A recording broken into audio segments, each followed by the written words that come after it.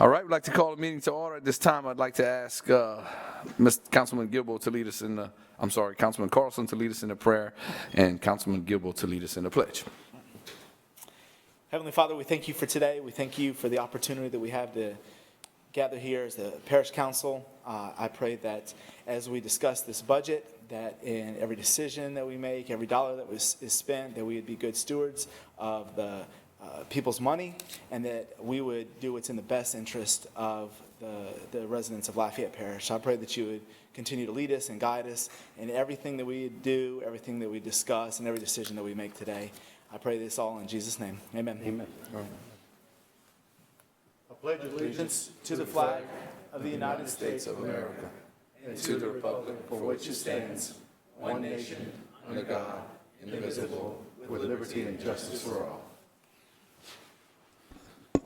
All right, thank you so much. Thank you, Councilman Carlson. Thank you, Councilman Gilbo. Welcome, everyone. Hope all is doing well. Would like to wish all the schools and teachers on their first day today that they have a great day, stay safe, and hopefully we have a successful school year, and these kids can get back to learning and get back to some normal. But definitely want to make sure that we keep all of those children and teachers in our prayers and thoughts. All right, welcome you to today's budget review. This meeting is a department budget review session. If you wish to address the council, a green card should be filled out and given to Council Clerk Ms. Veronica Williams, who's seated all the way to my left.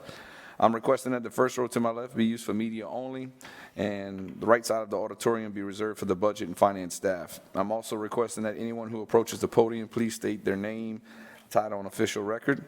Lastly, food and drinks are not allowed in the auditorium, and if you have any cell phones, please silence them, or any electronic devices. Moving forward, this meeting is to address matters related only to the proposed budget document. Please, we request that all matters specific to the city parish government business be directed to administration and that it not be addressed at this public forum. The budget document has been posted on our website at LafayetteLA.gov under finance. Public comment will be held immediately following each budget review on matters related to the specific department's budget. All council members are reminded that there are 3 possible actions can be taken during these hearings. Council member may propose change in the budget by offering one of the following: a general amendment, that's when the entire council agrees on the proposed amendment; a separate amendment, when a council member objects to a budget change; or a council member may also choose to mark an item for wrap-up discussion, which will allow more time to receive additional information. You may also make a request for information from the director, the agency head. Following your receipt or review of the information, you may choose to come back later to perform one of the 3 options listed above. Councilman A.B. Rubin is kind of like knocking. He's en route and should arrive shortly. All right, council announcements. Anybody has any council announcements? Seeing none. All right. Budget review items by department. We're going to start with the county agent. Ms. Toops, can you give opening comments, reviews, whatever you want to talk about? It's yours. Sure. Good morning. Before we get started just into this division, I want to point out we do have 4 amendments throughout the day. I'll bring those to your attention as they come up. The Cooperative Extension Service, I usually refer to it as the farm agent. I think that term was used probably in the 60s, if I'm right. But that's in the middle of page 231. They are asking for an increase in funding this year of about 6%. It's $7,372 more than what they received last year. Okay, go ahead and Charles, state your name, title, and give us a spiel. Okay, good morning. Council members, administration, Charles A. Bear, County Agent with the LSU Ag Center. We're the Cooperative Extension Service, the educational branch of the LSU Ag Center. There are campuses in all 64 parishes throughout the state of Louisiana, and there are 17 research stations in the state. I realize we are part of the state land-grant university system, both LSU and Southern. were established by Congress to conduct research and educational programs, outreach to the clientele within our distinguished parishes in Louisiana, other places it's counties. But we are funded through a three-way partnership between USDA on the federal level, the state land-grant university system, and that's LSU and Southern in Louisiana. And on a local level, it is Lafayette Consolidated Government and Lafayette Parish School System. The LSU Ag Center in Lafayette is the local presence of that land-grant university system. Our mission is to help improve the lives of people in our communities through research-based knowledge, focusing on issues and needs to the clients of Lafayette. So if y'all have any questions, I'll be willing to answer any questions you may have. Yeah, I have one real quick. What was the amount of money they received last year? I'm trying to find it on page 231.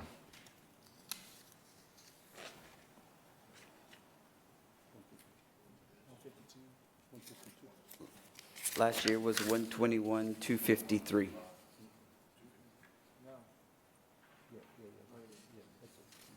I Which flipped paper you the pages looking at? already, sorry. Where is it at in the book, though? Current budget for this current fiscal year is $1,159,509. Okay. Say that again? Go ahead. I'm sorry, that's the coroner's office. I've already moved on. I was about to say, I was like, I've moved on. cha-ching! I want to make sure we correct this, but that's Cha-ching. not correct. No, current budget, That's like my Saints tickets went up, man. God. see, I'm trying to be finished before it's even started, right? Yeah. I already know you checked out. We're good. 121,253,000 Okay. is what's in the current budget. Okay. Charles, we had several meetings and we talked. Are you getting any good response from some of the other municipalities? I mean, we're working through that. I mean, you and I talked. Right. We're going to work through y'all, administration, the city. Right. Moving forward to determine what we do with our budget, because currently we originated back in '96 from the police jury side of government. Right. And have been put on the parish side ever since, so. And school board's helping you guys out too? Oh, yes, sir. Okay. Look, I believe in 4-H. I believe in what you guys do. I think it's great for the kids. I've participated several times at the schools and in the cook-offs and the gardening program. Excuse me. I've been a big fan of going back to old school, having kids make their own gardens and understanding. I mean, I think they'll be healthier in the long run by learning that. And I think it's a valuable part of our parish and an important part for the kids. So, I'm glad to see that you school board's doing their thing and that. I'll tell you, I don't have a problem with the what is it, $8,000, $7,000 increase? $7,372. And our general fund has how much? We're estimating close to 3 million. How much? 3 million. Okay, I think we can swing the $7,000 for a program that I think is vital to our children in the community. And Yeah, we're praying those sales taxes continue as they have been. absolutely. Well, I got a lot of repairs to do at the house. So I'll be There buying you some go. stuff. Yeah. I don't know because I'm the chairman. Can I offer that? It's already in It's the already budget in the document, proposed so no budget. amendment is needed. Yeah, I'm gonna get you. Go ahead, Mr. Tabor. You have the floor, sir. If you look at the 2020, it was 133,711. So that was the same for the last backup 3 more years past that, 2 more years past that.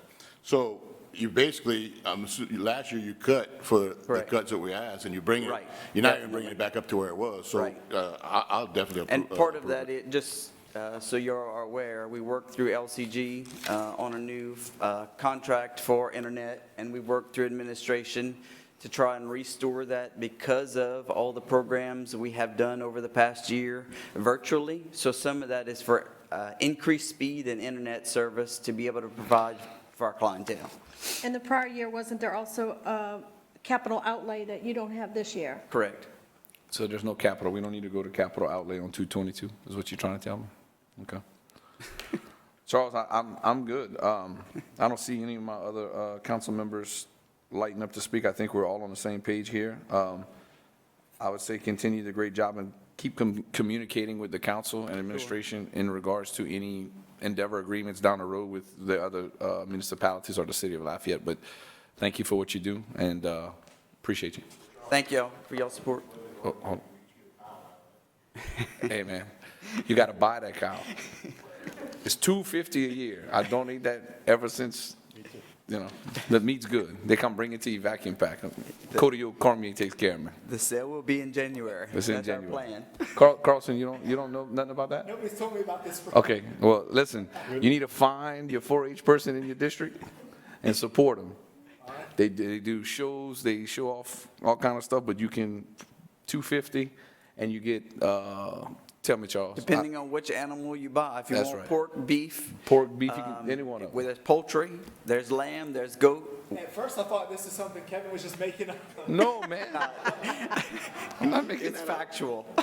We'll have to talk later. Okay, yes, sir, no Yeah. problem.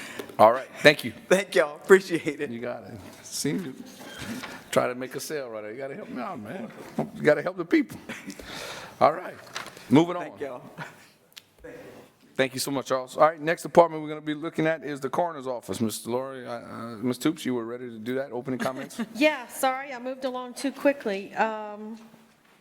The coroner's office budget, in this budget, they're proposing about a 7.4% increase or $71,353 increase. They begin on page 111. Let me bring you back a little bit to the first day when we went over revenues. On page 90 and 91, the coroner does generate a lot of revenues. A lot of those revenues are pass-through revenues, autopsy fees, CEC fees. Those things have to get passed through to the agency performing the autopsy and the doctors doing the CECs, but they do have some other revenues that they do generate. At the end of the day, there is a subsidy from the parish general fund to fund the coroner's office. That subsidy is estimated in this budget to be $724,600 and some change. However, if at the end of the year they don't require that much to make their fund whole, we won't transfer that much. That fund is usually a zero balance fund. We transfer up to the budgeted amount, whatever's necessary to cover the expenses. And it begins on page 111. They're not asking for any increase in staff.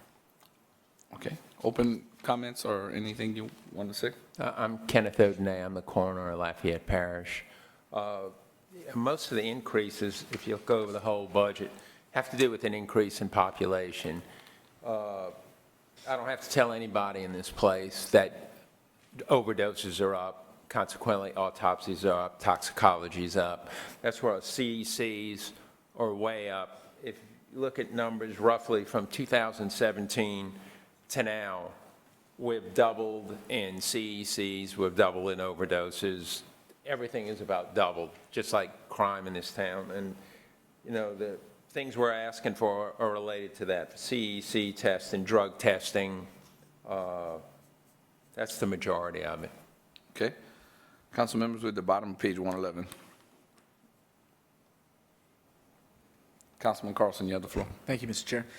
So I'm looking at cremation fees, Yes, sir. about 43% increase. Is that the result of that? It's about $25,000 That's part of it. increase. And a lot of people now are electing not to do burials. They want to do cremation. So what happens is the body goes to the funeral home, the family wants a cremation, the family pays the funeral home, then that money gets passed on to the coroner's office, and it's $75. And of that $75, $50 of it goes to the coroner's office, and the other $25 goes back to the parish. Okay, but if that's being paid for by the families, why the increase in funding for it? Well, it comes back around. Y'all are getting the money back. Okay. All right, thank you. Okay. Councilman Tabor. Legal fees, what's the big increase on that? It's up 195. Our legal fees, Does that fall in that same category with everything else? Yes, what line are you looking That's, at? 270-1160-5200-0, legal fees. It's the bottom of the page, right above under cremation personnel- fees, Under personnel costs, right above the creation. 5 down under Cremation. personnel Legal costs. fees, that's $675. They're asking for an increase to 2,000. I don't see what it's.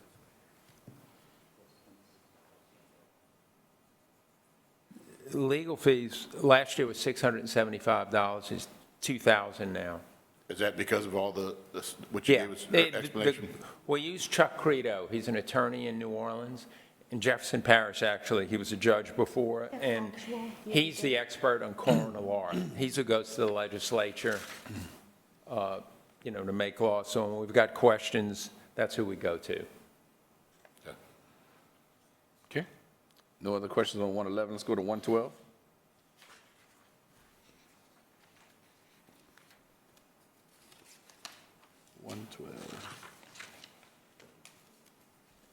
Okay. Oh, Councilman Carlson. The last line, capital outlay, what's the proposed spending for that $5,000? We'll get to that on page 303 in a second. That's where we're headed. Thank you. Let's go to 303.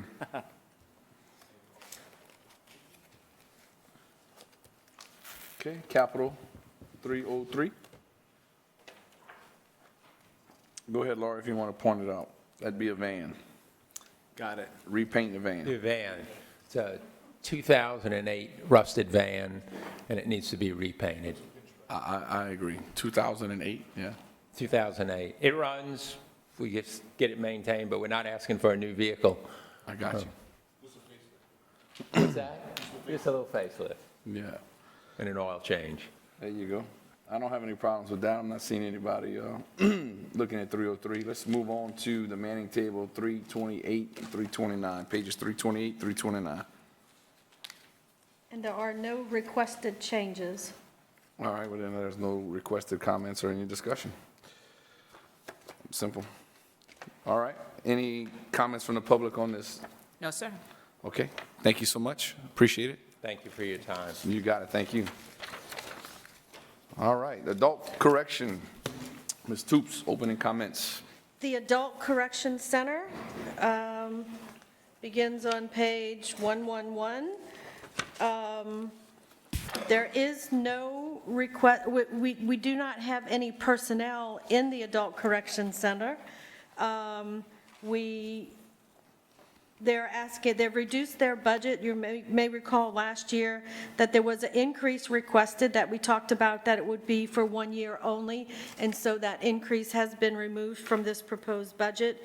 We've been working, my office has been working very closely with Paula and her office over these past few months, looking at ways to decrease inmate medical costs, so, or at least become more efficient with the money that we are spending. It's an ongoing process, and we're really looking forward to see what those changes, how those changes might benefit us in the long run. Paula,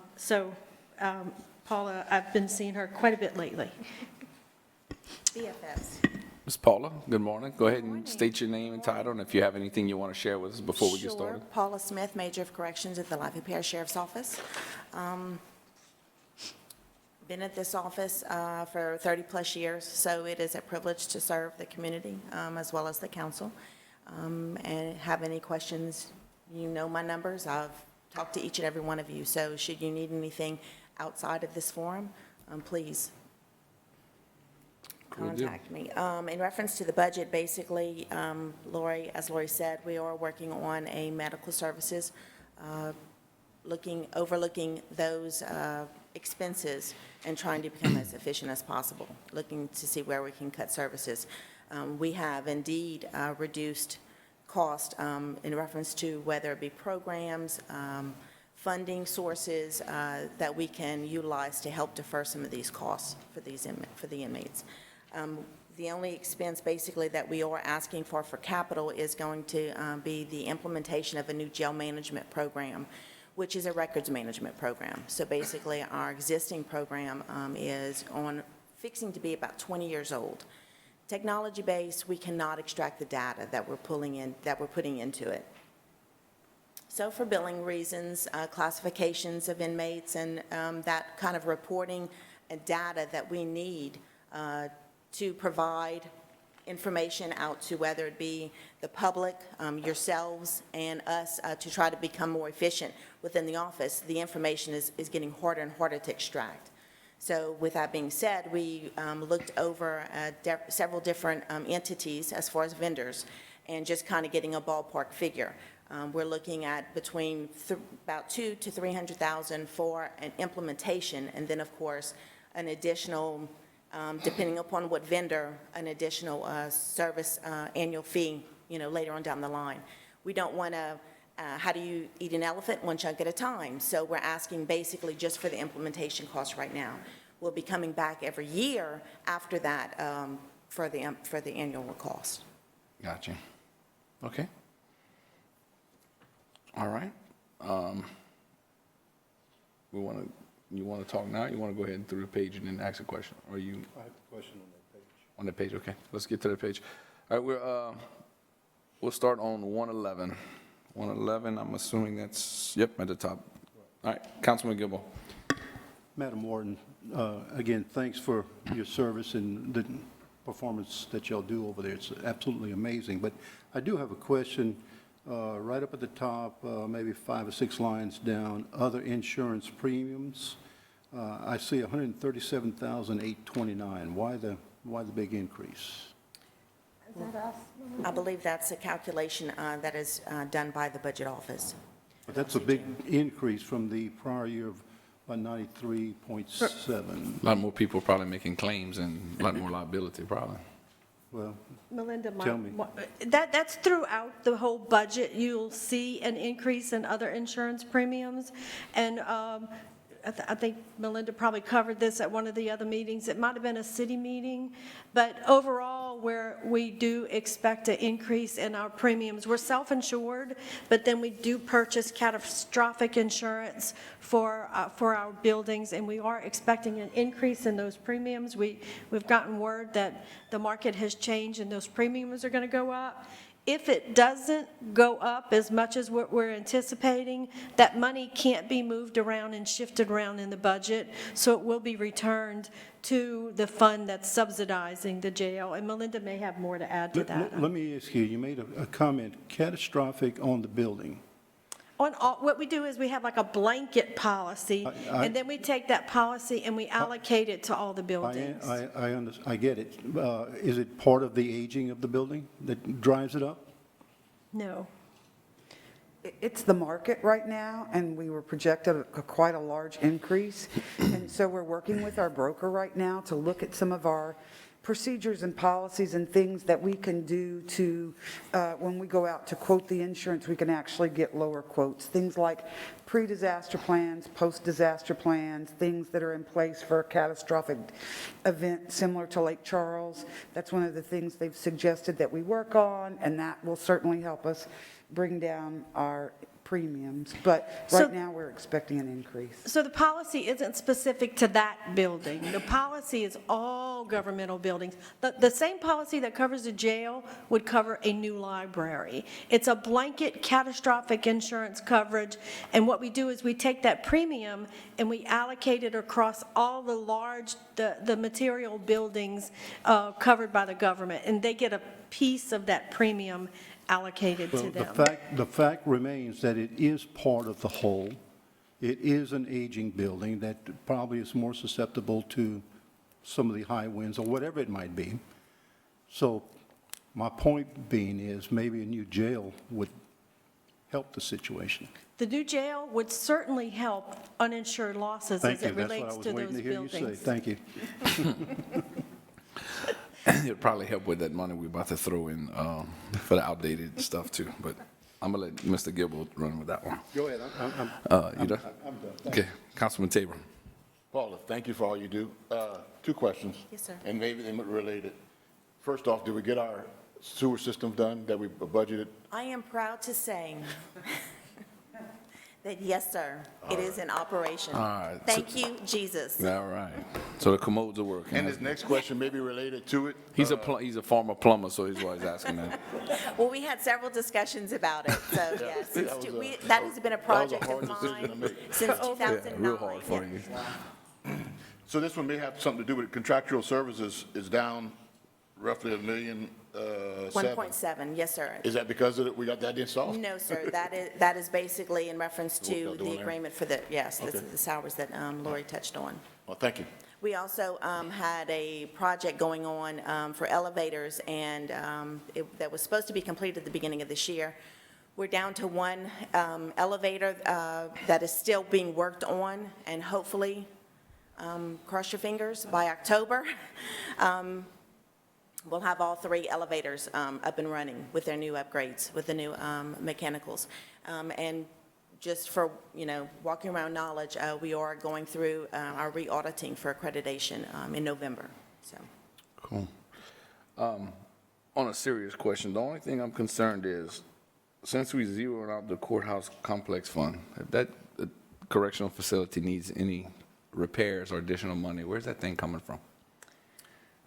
So we do have, this is the first year in many years that we do have a little bit left in the courthouse complex fund, but it's not material, that we could have a problem in the future, and it would have to come from the parish general fund.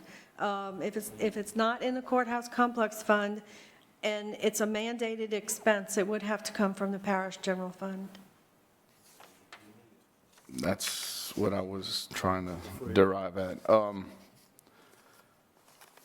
we do Is the have some- courthouse, are we doing the courthouse complex fund after a while, or no? So the courthouse complex has several different divisions in it that's funded from it. And it's hard to see the way we review the budget, which I'm going to just go back and remind you, that was one of my recommendations. If we reviewed the budget by fund, you'd be able to see those things like that. So you can see exactly what was coming out of that fund. By looking at it division and department, you really don't Yeah. see that. But I can tell you how much is expected to be in that, or I'll be glad to get with you later and we Get can go with me over later and that. just give me the information. Yeah. If you don't mind. The thing that I'm concerned is we spent that money from the courthouse complex to fix the parking garage. And we were told that it's going to cost this much and it's not going to cost any more. But then in this emergency money or this other stuff that we have, we're putting more money to fix the garage. Can administration, can you, I understand we got to get it fixed, but we were told one thing is, this is all we need, this is going to get it up and running, but yet we're still having to throw money at the parking garage. You get the floor, sir. I sincerely apologize, but can you repeat the question? So we've taken money out of the courthouse complex fund to repair and get the parking garage up and running. And we were told a while back that the cost was this and we're good, we came under budget, everything's fine. But then in the rescue money or the other money, we're proposing to continue to spend more money on it. Did something change? And the reason I'm saying that is because if Adult Correctional Center needs some additional funding where it used to come from the courthouse, I mean, it's basically those two pot of monies are just about done. So I'm concerned. I know we're going to make the budget, but God forbid something else happens. Parish is going to go from a $3 million surplus to back to zero. That's correct. So there's 2 phases to the parking garage. Phase 1 was focused on getting it back in commission, safety, things like that. A little bit of cosmetics. Phase 2 is more of the cosmetics, and that did come in, or the bid came in higher than what we budgeted. So that's why in this budget cycle you're seeing a slight little increase, and you are absolutely correct, and I concur with what our CFO said. If it's mandated costs and there's no fund balance there, then we'd have to go out of the general fund. But I will tell you with much confidence and appreciation with our Sheriff's Department, I have no doubt in my mind that we'll figure it out if there's a need that pops up. These guys have been great to work with. You referenced the cost-saving plans that they've done just in a quick period of time, 12 months. That's going to continue. That mindset's not going to go away with this budget. So Okay. I have no concerns. Okay. All right. Thank you. That's all I had. Councilman Carlson, you had the floor. Go ahead. Thank you, Mr. Chair. Paula, I think last time you were here a few months back, or at some point, I know last budget time, we had talked about out-of-parish mandates and how many prisoners were out of parish, and then we'd gotten that down. The last number I heard was one prisoner, and it was just for safety reasons, we had him outside parish. Is that still the case, or where are we? Yes, sir. Basically, we actually have 2 right now being held at a state facility due to the care that we cannot, one is due to medical issues. I'm Right. just going to say that. Okay, I'll say this, and this was a big area of concern for me last year, and I'll highlight really just to bring attention to it, because I think you guys have really made a substantial effort. We're looking at a 41% decrease in expenses for the correctional center. I think that shows the work that you guys have done in working with Laurie and administration and council to streamline everything from bringing parish prisoners back to the parish to how we're looking at medications and everything. I sincerely appreciate that, and I hope the public can see that's a substantial decrease. We're not talking about a few $1,000s, but we're talking about a $4 million decrease in spending at the correctional center this year. So I certainly appreciate it, and thank you for all that you've done. Thank you, sir. All right. Any other questions on 111? 111. Not seeing nothing on 111. There's no 5-year capital. There is some 5-year capital. It's not under the jails department because Okay. it was covered under Public Works, and I apologize for that. But I do want to draw your attention to it because it is funded from that fund. Okay. So if we go to page 282 and 283, and I apologize, you're probably looking at this for the second time because it was covered under Public Works, but since the jail is, we're talking about the needs of the jail and the improvements, I wanted to make sure I brought that to your attention. So if you look at page 283, and you go all the way down to the bottom section, it's about 1.5 inches or so, there's a little code with some letters in it in one of those columns. Anything you see with the AC is for the Adult Correction Center. And you can see what projects, they're older projects, they're not new in this budget, and that's why they weren't identified for you to stop and look at, but they still are existing projects. On the following page, there is a new item on there that was covered, like I said, under Public Works, but to draw your attention to it, it is lobby and office upgrades, $175,000. It's a third item, but even those first 5 items are all for the Adult Correction Center. And are those coming out of the actual, So they will use the adult correction millage, and then any shortages will go to the courthouse complex. And those were approved by you in previous years, but they still are an ongoing draw and needs of those funds. They're still using those funds. yeah.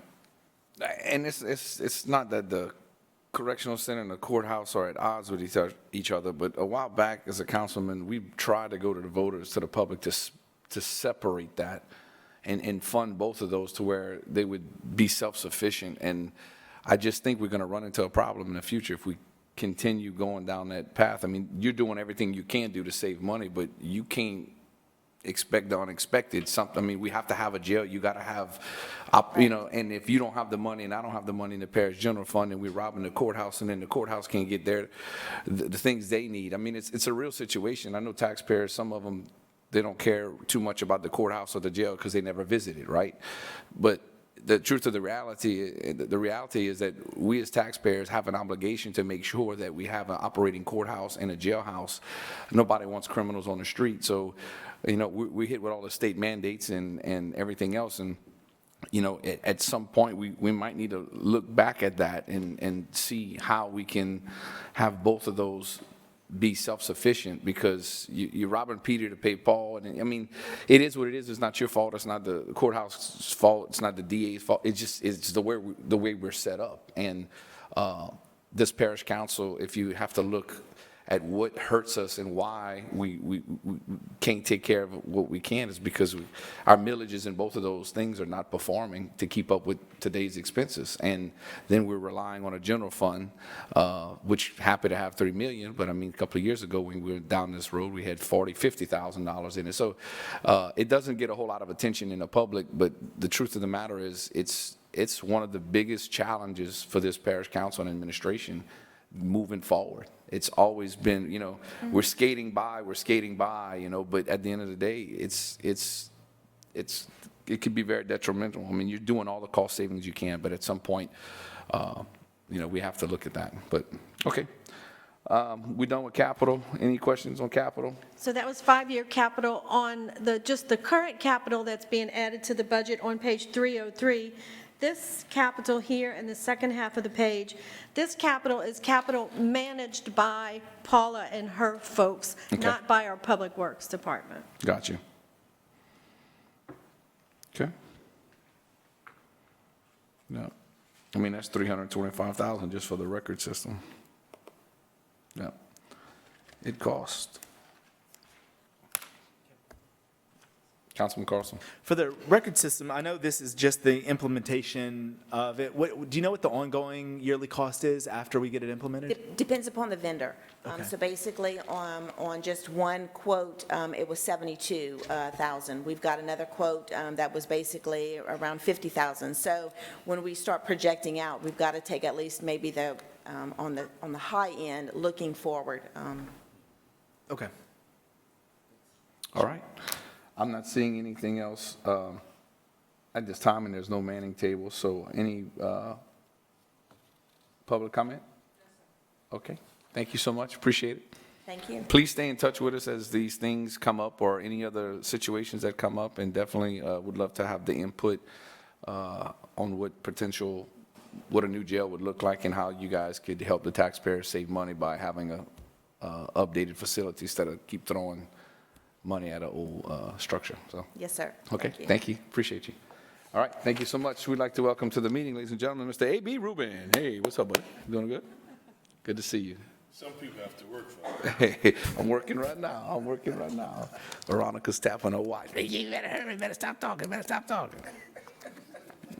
Yeah, you told me to hurry up. You see, look at you. Yeah, you got to have fun sometimes. Some of the stuff is kind of depressing. We're going to move forward. Next department is Parks and Recreation, Parish Funds. Ms. Toops, you have the floor. Hi, now I'm moving slow on here. On the Parks Department, we did not have any items in the proposed budget. I apologize for that. We did overlook a couple of things. If I can bring you to page 201. You have an amendment schedule. I believe each of you received a copy of this amendment schedule with 4 amendments. It should be in front of you. The first amendment, amendment number 1, is to add some money on page 201 for other insurance premiums. We would like to place $11,000 in that budget, and that budget is coming from Fund 241, which Fund 241 is the parish-wide parks, is that correct? Okay, is coming from the parish-wide park funds. We would like to add $11,000 for other insurance premiums. Let me We would- ask you something. Yes, Why? sir. Why is that? Ms. Sidra, you have the floor. So this is specific to the associations who are operating the programmatic component of the Parks and Recreation in those parish parks. So we have a total of 6 associations operating programs, so football, baseball, softball, basketball, volleyball, whatever the case may be, and they fall under what's considered the Lafayette Youth Association. So we've got an overall umbrella association under LCG, Okay. Parks and Park Department. We've got 6 sub-associations operating that programmatic part of it, and we cover the umbrella policy for them.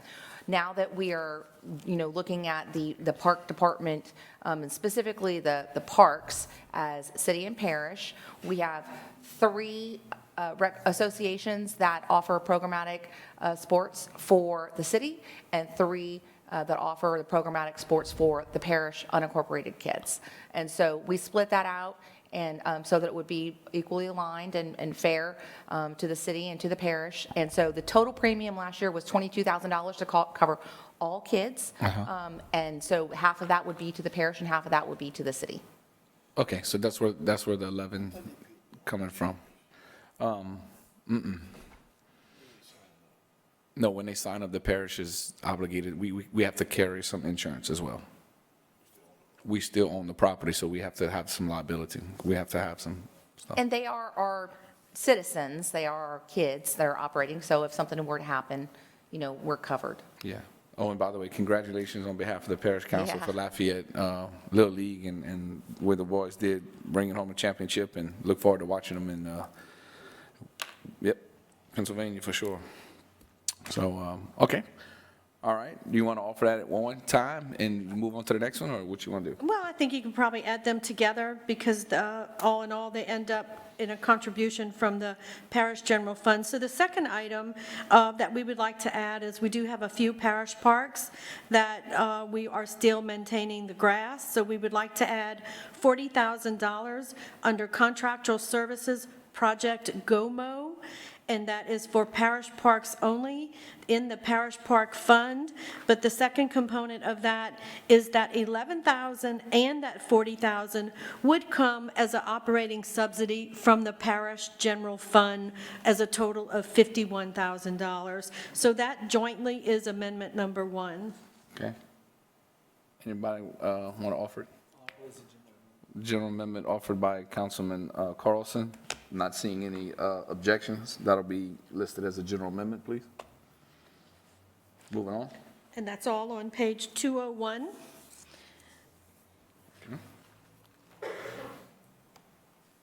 If I'm not mistaken, the only two parks that we have that the parish is going to maintain would be Judy's Park as of right now and Picard Park. Is that correct? We actually have 2 other smaller parks that we maintain. I think you told me that a while back. Yeah, I think it's, I always forget the name. Is it Paul Davis? No, it's off of the Breaux Bridge Highway and then Derby Playground.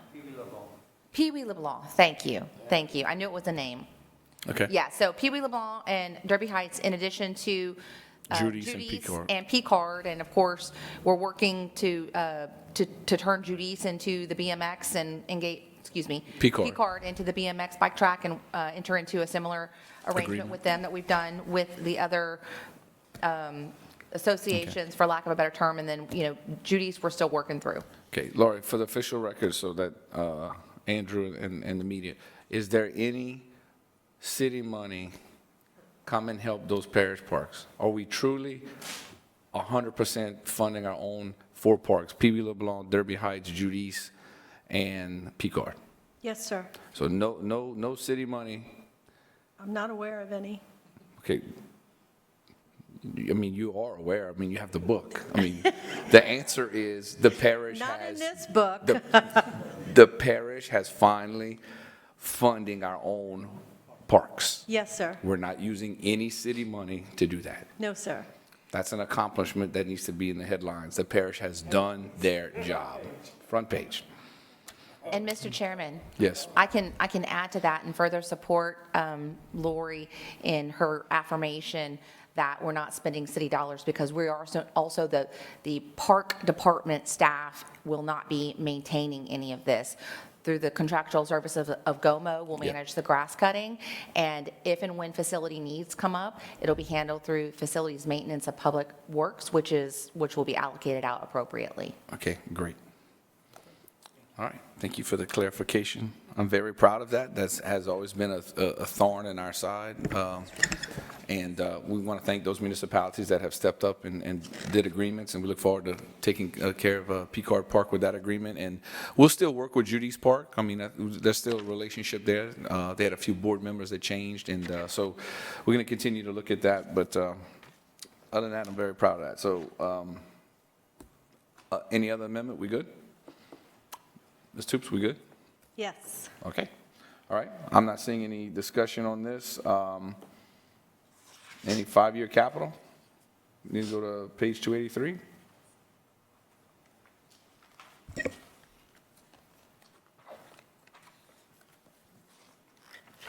What items on 283, you know? 77 and 83. Thank you so much, Ms. Williams. Okay. I'm not seeing anything with that at all. Do we need to, all right, no capital, because we're not spending any money. All right, no manning table. Anybody have any closing remarks? We good? I guess we're the parish park directors here, or you are, or what? Is there a director for? We are taking applications, so if. Oh, no. I nominate, No. I nominate you. I'm good. I'm good. I got enough. I got enough. You gotta mow the grass, though. That's the only problem. Go-Mo does a good Whatever. job. You Does a know, good job. clog toilets, it's all part of the job. Yeah, well, he'll be the plumber. That's true. Brian can be the plumber. All right, thank you so much. Any public comment on Parks and Recreation? No, sir. Okay, thank you so much. Now we're gonna move right along, per Ms. Williams. Parish Volunteer Fire Departments. Ms. Toops, any comment? Yes, we do have amendment number 2 that is before you for the parish volunteer fire departments. I need to thank my assistant Emily yesterday. She commented that the volunteer fire departments were short. What? And so we were scrambling last minute to figure out what happened. And amendment number 2 fixes that. That's And great. just to give you an explanation, so the people out there who work with these line items know that in the current year budget, we funded 8 months of operations. You may recall, we had a tax rededication. We waited for that tax rededication to pass, and we waited for the council to approve the process verbal. After all that was done, we funded 8 months. Well, we inadvertently only carried over 8 months of funding into next year's budget. So this budget amendment before you corrects that and increases the funding to those volunteer fire departments who receive salaries, so that way they will be funded for the full entire year of 12 months of those salaries. And so that's amendment number 2. It does affect the transportation account on page 161. And then it affects the line item that reimburses Dusson, Judy's, and Milton for salaries by increasing the funding in those accounts to the amount specified under your amendment number 2 before you, and that is on page 162. So it is the same monthly amount that's in the current budget, but the current budget only has 8 months, and next year's budget, beginning November 1st, will have 12 months of salary. And thanks again, Emily, for mentioning something was off. All right, thank you, Emily. We'll go ahead and, on behalf of the council, we offer that as a general amendment. No objections. Duly noted. Chief Benoit, talk to me. You got the floor. Good morning to everyone. Good morning. First of all, thank you for allowing us to participate in this activity. We hope that we can get the funding we need to continue to provide quality service to the parish residents. Of course, you've got 8 fire departments involved in this process. The Lafayette Fire Department having the lion's share of the process, and of course, the other 7 volunteer fire departments that also take care of those issues. It's a contract between the city, the parish, and the city and the volunteers. On the city side, it's a contract between the city and the parish and the city for the Lafayette Fire Department. On the parish side, it's a contract between the parish and the volunteers for fire protection. So we meet in the middle and we take care of all that. One of the things that we do in the Lafayette Fire Department is, because of the contract, we're in charge of receiving the calls from the public on any fire-related issue, whether it's in the city, parish, or in the small towns. And then we in turn send the closest fire apparatus to that call to take care of those issues. The benefit we have of doing that is we have the opportunity to have the entire fire department, both city and parish, come together to take care of any issues we have, whether it's in the city or in the parish. Case in point, there are some times when we have large fires in the city under what we call mutual aid agreements, where the Lafayette Fire Department is tied up with all of its resources at that particular time, taking care of those city needs. We will allow the volunteers to come into the city and take care of the city for us until we get back on track. Same thing happens in the parish, where they have calls where there are issues that it's too big for them to handle by themselves, then we will respond with them and help them with those calls until we get everything resolved. That's a working relationship we've had for a long time. It still continues to work. And of course, the thing that we're trying to accomplish now moving forward as we continue to grow is to be able to maintain the class rating that we have right now, which is at a class 6. It was at a class 5, but we knew that based on the projections we saw over the past 15, 20 years, we kept talking about that you were going to lose the rating or you were going to retrograde to a class 6 from a 5 because the funding wasn't there, but the fire protection services needed to be there. So that's where we are today. This budget today, I think, takes care of some of those issues to try and keep us in that Class 6 rating. We don't know whether or not it's going to bring us back to a Class 5 when we get graded again in 2 years. We'll have to wait and see what that budget looks like and what the performance looks like from the fire services as we respond to those areas. So pretty much that's an overview of what's going on in the fire service in the parish as well as in the city. Okay, Chief, you and I have been working a long time along with the volunteers, and administration and I had got together. Does this budget right here that I'm looking at with those volunteers, has that been increased any since we have had the rededication? I'm gonna have to let Laurie respond to that because I don't see any of those items in the budget that we're looking at right now. I don't have the history with me, but I'll be glad to get that to you. I do seem to recall that we are paying more for the reimbursement of salaries, but to get those exact details to you, I'd prefer to respond with some actual numbers. Okay. Where are we with money? Is the money in this budget for the fire hydrants that we talked about, is it in this one? ARPA. And the tanker trucks? Okay. All right. Because those are the things that we need to get done so we can get the points and we can show PIL the things that we're doing, so we can definitely try to go from a 6 back to a 5 to save taxpayers and insurance premiums to those in the unincorporated area. I just want the public to know that we are doing that. We are looking at installing fire hydrants in the areas that we lost a lot of points. And so we're working with Water District North and South to install that, and we have some ARPA money to do so, as well as the 20, how many tanker trucks we have that are like 20 years old? 7. All of the tanker trucks were bought over a 2-year period. So Okay. they pretty much all have outlived their usefulness. And administration and ourselves are addressing that, so that's a big thing. The only thing I see right here, and Chief, I'm trying to help you out because, you know, can you, in your own professional opinion, we're going to the voters in October for another rededication, and a lot of times we get the call, well, how does that help the city? I'm looking at the line item right here, 10541907655-1002, City of Lafayette, 10,000. Then we reduced it one time to 5,000. It's back up to 10. But I want to say, when I was a young man on the council, we were doing 35,000 a year for the City of Lafayette. In that particular line item, that was supposed to be $100,000 that we were doing back then. That was to provide a fire truck into the unincorporated areas that banks up against the city in each 7 jurisdictions. Because we were having issues with parish funding, that number started decreasing. And it got to the point to where it was almost zeroed out. But legal was brought in to make sure that everybody understood that you could not give services away. So Right. that number went from $100,000 down to $10,000 to show that even though the Lafayette Fire Department is not getting its fair share of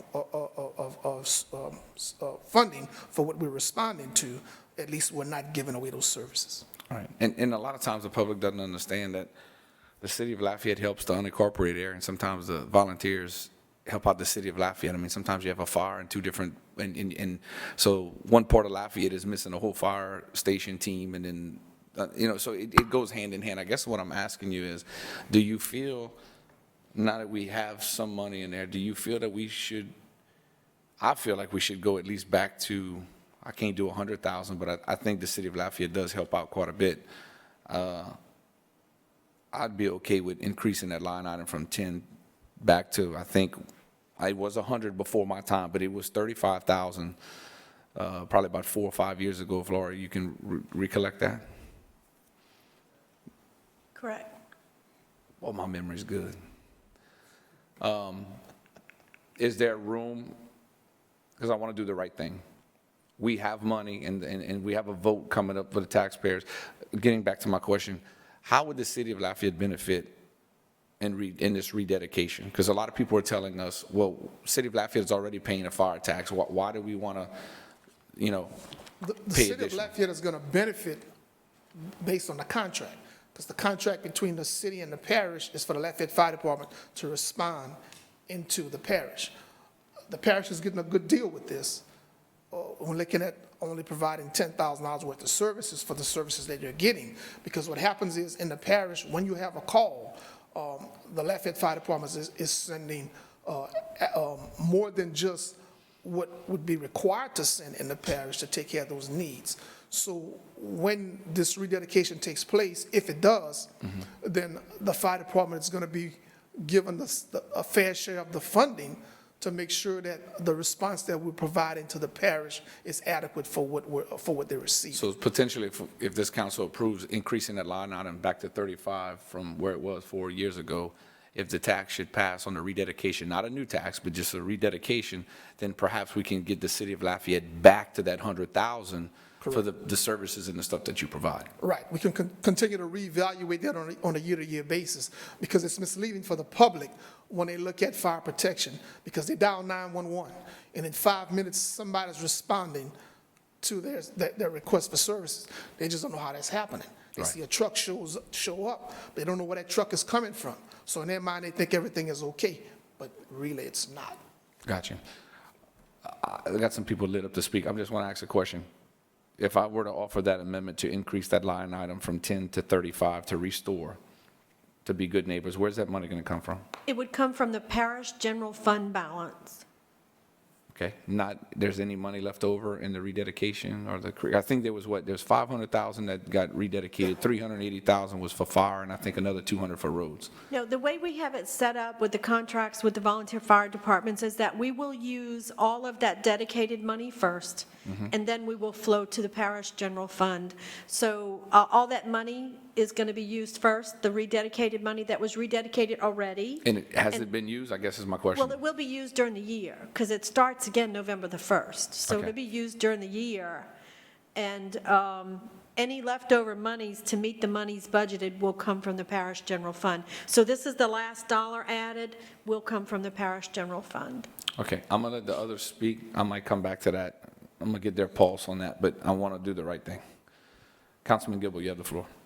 Good morning, Chief, and thank you for your service and all of your fire force. Appreciate it. A lot of the comments that I want to make or questions have been asked by Mr. Nakam, but I just want to restate that, yes, it would be nice to go from a class of 6 to 5 with our rating. I know it's hard to project out, but there's enough experience, I think, with you and others to know where the weak spots are, what we need to do to shore it up. And certainly the ARPA funds are going to help with the tanker trucks and the fire hydrants and whatever else might be out there. I heard those this morning. Are there other issues that you know of that we, when they come on site that we need to be addressing in addition to those? I'm sure there's other things that insurance or whatever it might be. The ARPA funds are going to take care of the needs right now to provide efficient service for fire protection in the unincorporated areas. It depends on what type of fire protection you want, and everything that you want costs money. So if you want to move from a 6 to a 5, then when we settle everything down and we look at what it takes, then we'll give you a price tag on what it would cost to go back to from a 6 to a 5. The issues or the heartburn that the parish has been receiving is because we were having problems getting part-time people to come in and help out with the volunteers. Many years ago, as you know, a lot of the volunteers, they own their own business. And so it was easy for them to leave their own business, respond to calls in the parish.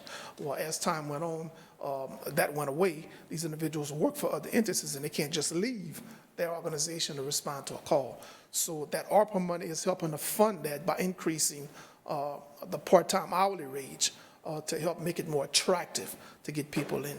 The ARPA fund is also going to help to replace those 7 tanker trucks that's badly needed. That's going to help be able to get more tanker trucks to the scene without as much downtime as we've been having because of the repairs.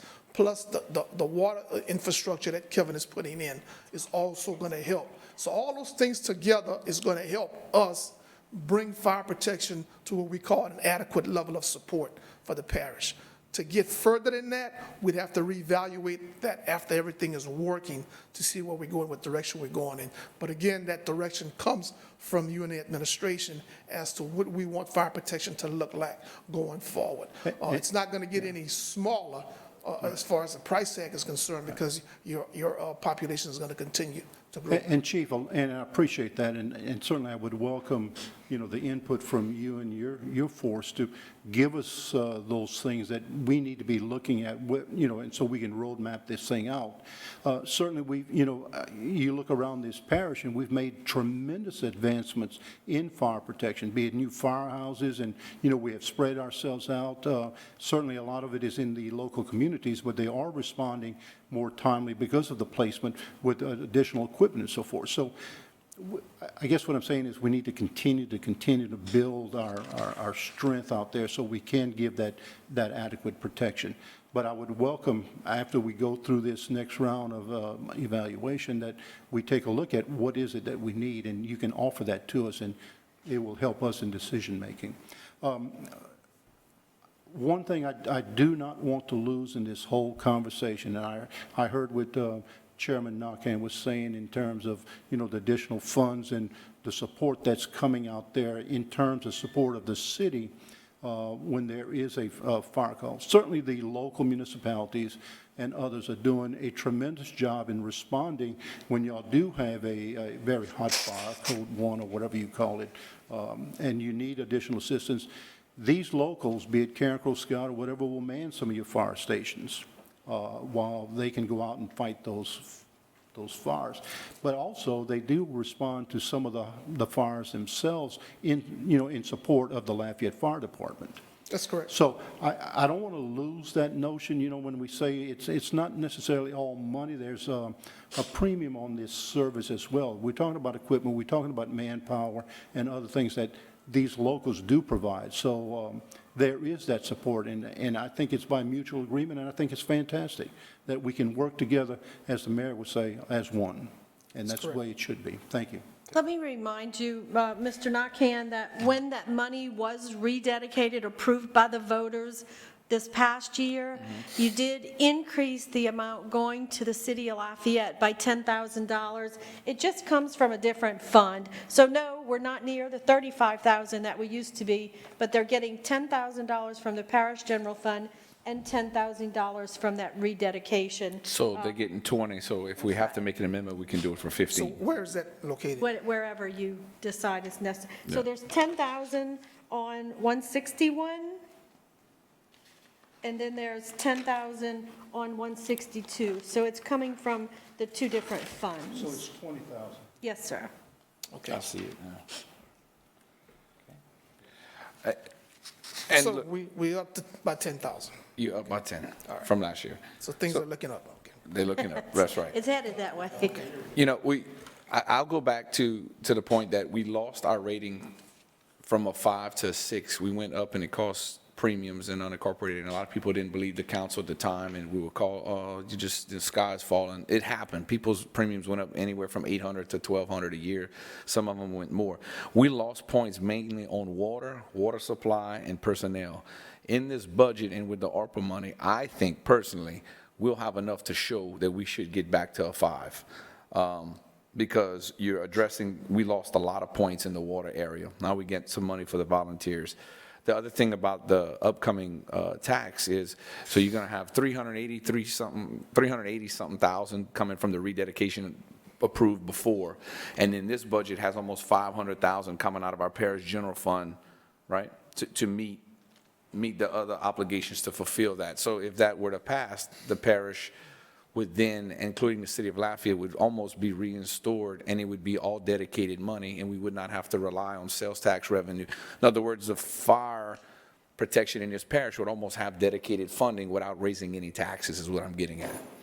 Because you would be taking money from the parish general fund, relieving that 500,000, making it to where all of that money is basically protected, because we wouldn't be relying on the general fund. So I think we can get there. And I definitely want to encourage administration to help us with that ARPA money and do what we can to help get that, because that's going to be very vital to going from a 6 to a 5. Chief, I think we can get there. I think we can go. I don't think we can go to a 4. That's going to have a price tag. Well, let me add, it's a three-part process, okay? So dedicated funding brings some stability, but it's also making sure you have enough people on the job to be able to respond to those calls. And the third portion of that has to do with the training that's involved in that, because a lot of training has to be done on a regular basis by these individuals to be able to receive those points. That's right. So it's a package deal. You know, you can dump all the money you want, but if you don't have the dedication of the individual being available for training, which counts for the points, you will never move your needle to where you want to move from a 6 to a 5 or to a 4 going forward. Gotcha. Okay. Councilman Rubin. You, Mr. Mayor President? No, he likes to close. Okay. Hey, how you doing, Chief? Fine.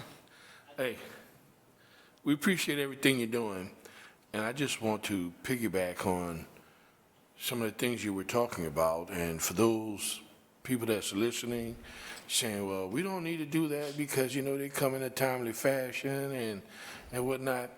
I want to say, I personally, for my neighborhood, we stay in Derby Heights. We have to wait for Karen Crew Volunteer Fire Department if anything happens in our neighborhood.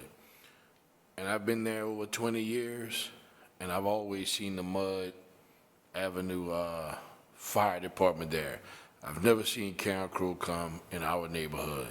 So we are reaping the benefits, so I think we need to go ahead on and try to help you guys out by making sure you guys have the proper funding to continue to do the things that you guys are doing.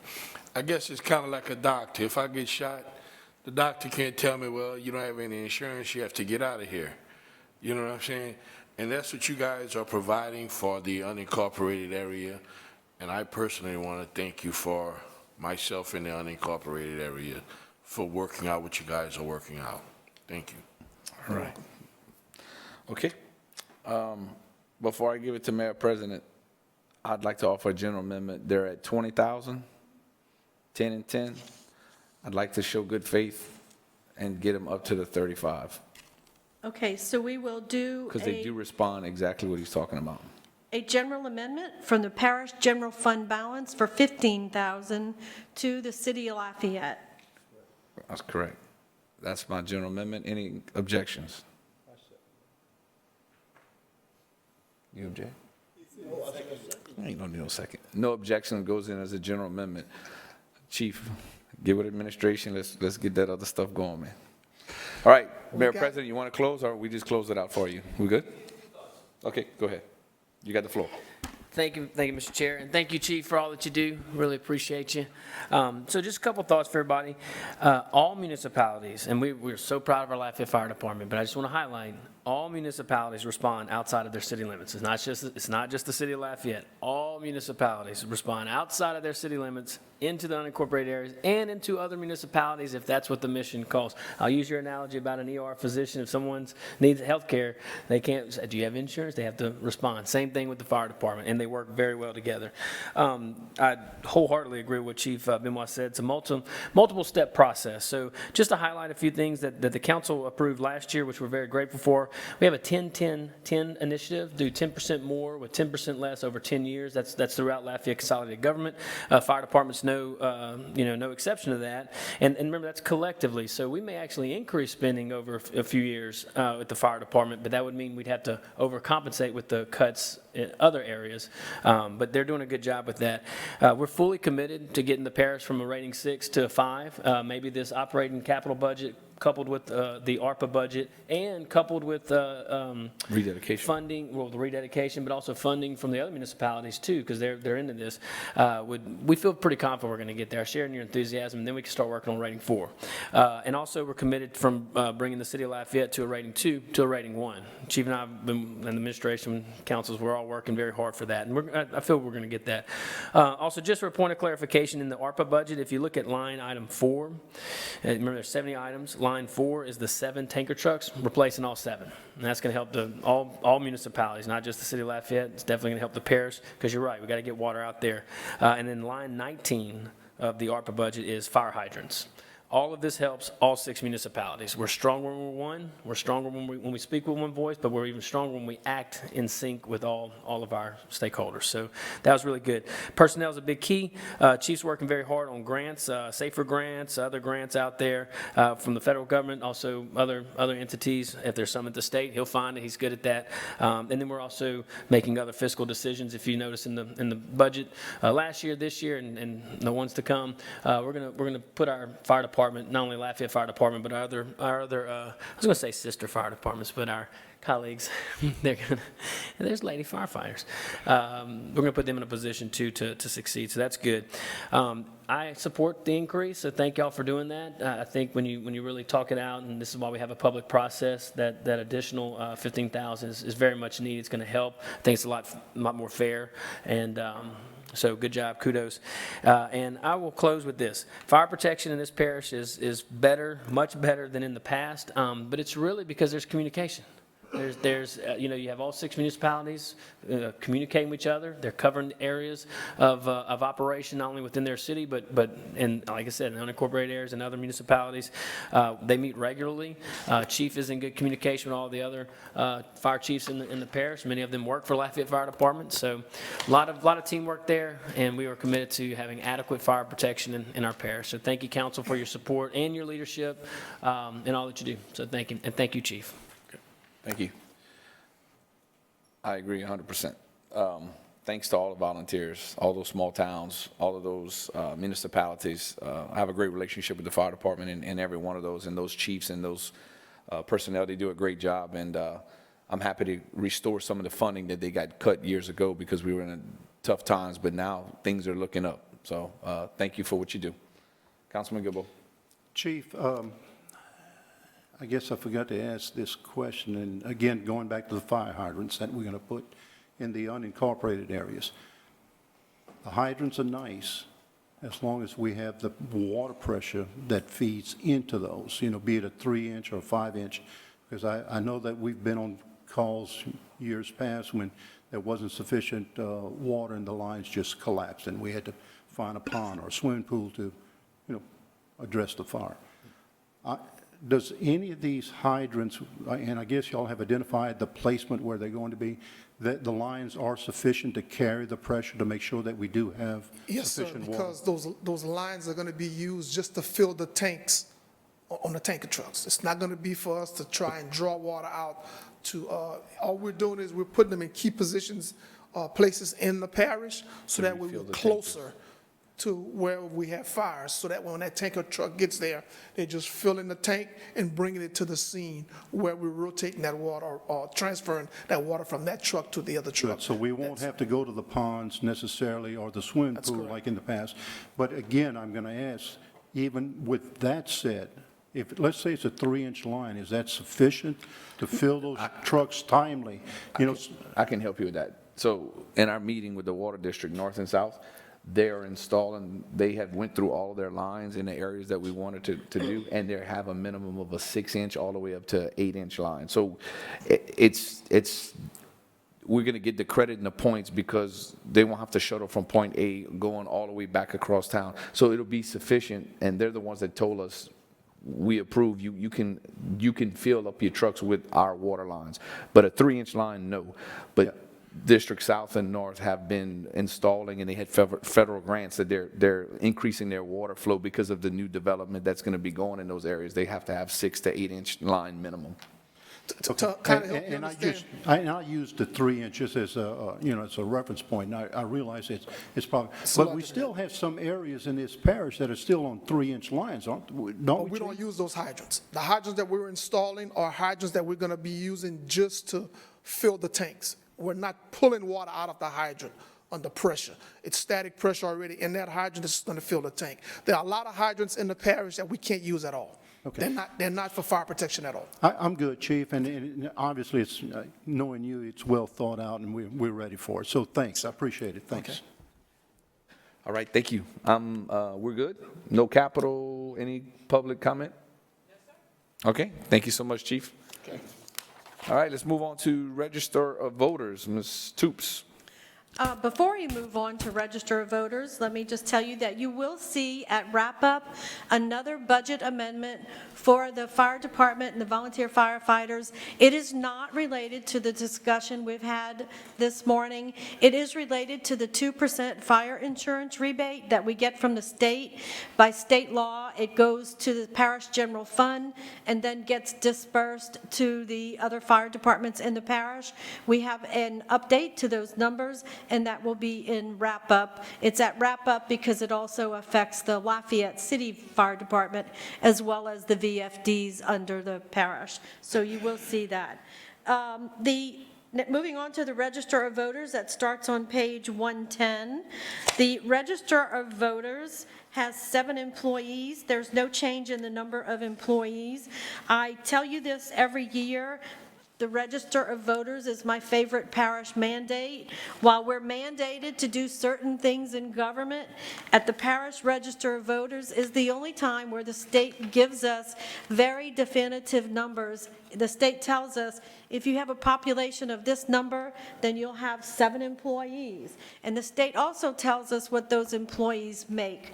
That we may have some corrections in salaries during the year. Is that so this year? That is correct. Based on state guidelines, which when you have state mandates, it's wonderful for the state to actually define those mandates. So in the form of numerical, how many employees, how much they'll pay, and that sort of thing. So it just makes life easier for the finance department. Okay. Ms. Charlene, go ahead and state your name if you have any comments or, Okay, Charlene Menard, Lafayette Parish Registrar of Voters. okay. We're on page 110 at the bottom, Register of Voters. Councilman Carlson. Thank you. I'm looking at the second and third line from the bottom. I know we had originally funded the early voting sites from the cities of Broussard and Youngsville, and I know we wouldn't see the revenue coming in here, but did we receive that money last year? And I know they funded it for 2 years. So we should expect to receive that money from those municipalities for these, or at least the East Regional early voting site. Yeah, we do have a system set up to go ahead and bill those. I'm not sure when the period, the 2-year period ends. I think we could get through 2 years of, Okay. or 2 fall elections, so we did 1 last year, and then we should be able to get through the fall this year. But I think starting in next calendar year, so January on, it would come out of our expenses. But it looks like, so far, the expenses incurred for the East Regional were, far under what we anticipated. Is that what I'm reading correctly? I would prefer that I get a summary of those expenses for Okay. you to make sure that I've covered all the line items. So if I can mark that as an additional request at wrap-up? Perfect, absolutely.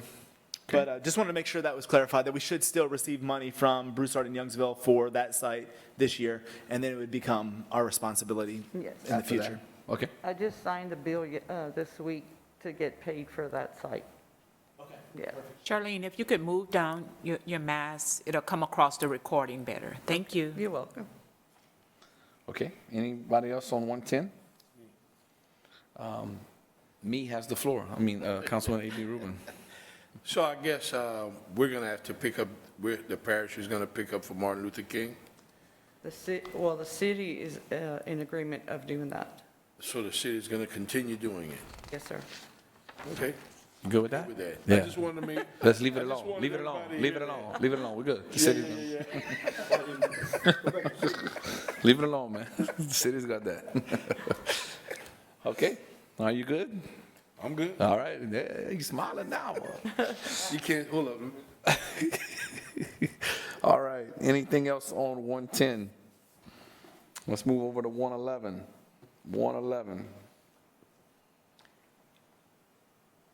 There's nothing on 111, so let's go to the Manning table, 328.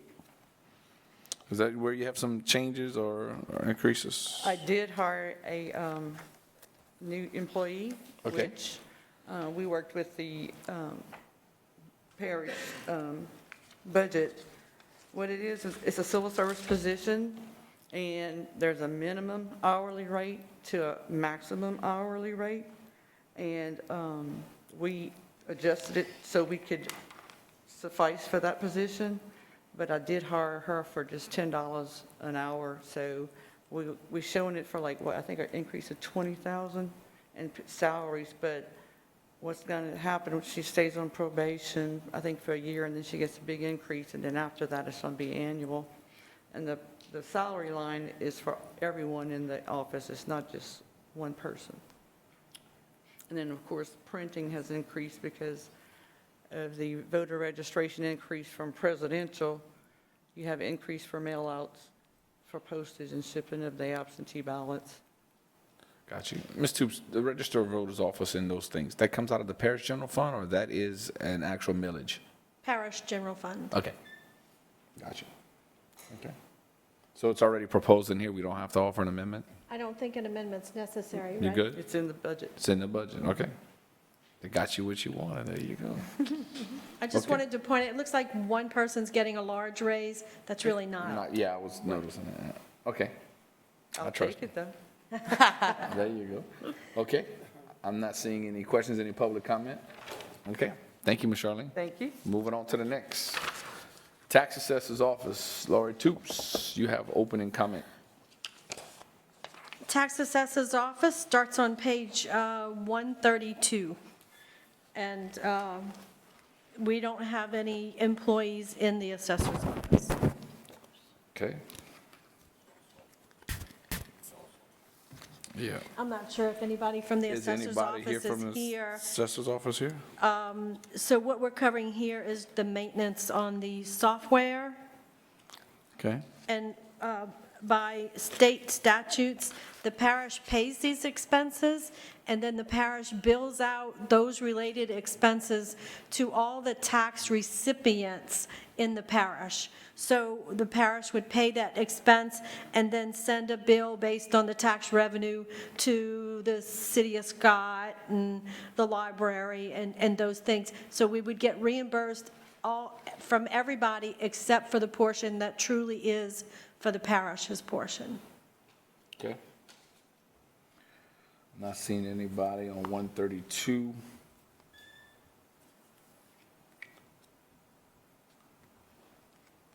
I'm not seeing really any increase or anything, huh? Maintenance, 133. Anything on 133? Let's go to 134.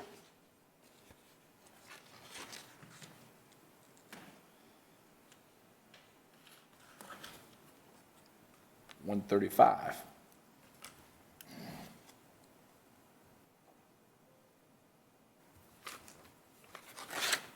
$136.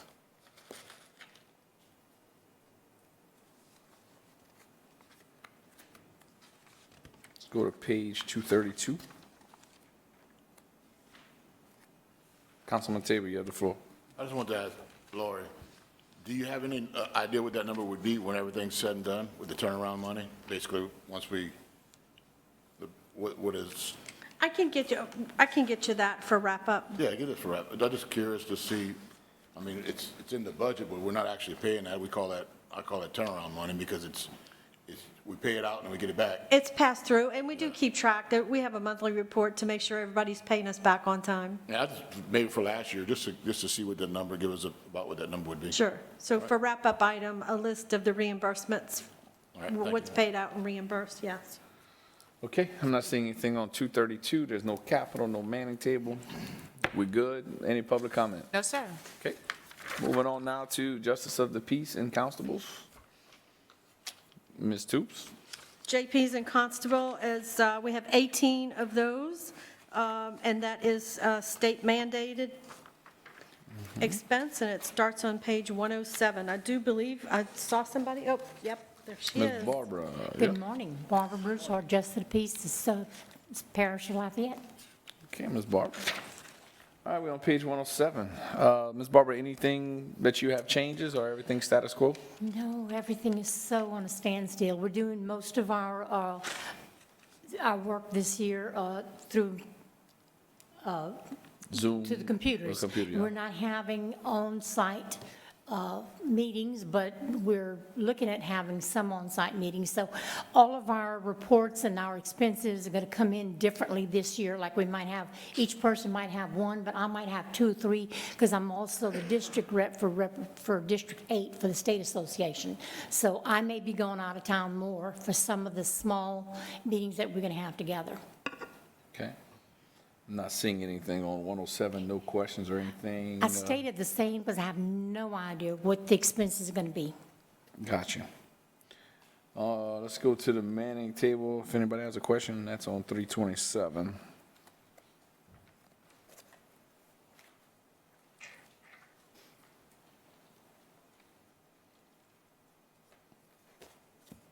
I'm not seeing nothing, Ms. Barbara. Thank you for your time. Appreciate So you. very welcome. Stay safe. Thank you. And Y'all too. any public comment? Okay. Thank you. Thank you. Now we'll move over to the health unit. Ms. Toops, go ahead. So for the health unit, we do have 10 employees at the health unit. There is no change in the number of employees this year. Okay. I'm not sure if there's someone here for the health unit. Is anybody here from the health unit? No? They're probably staying healthy. 2:30.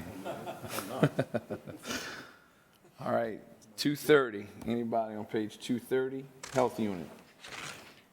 If you have any items or questions that we can't answer, we'll be happy to reach out for you. Just make note that there's going to be an increase on every item on the group health insurance, right?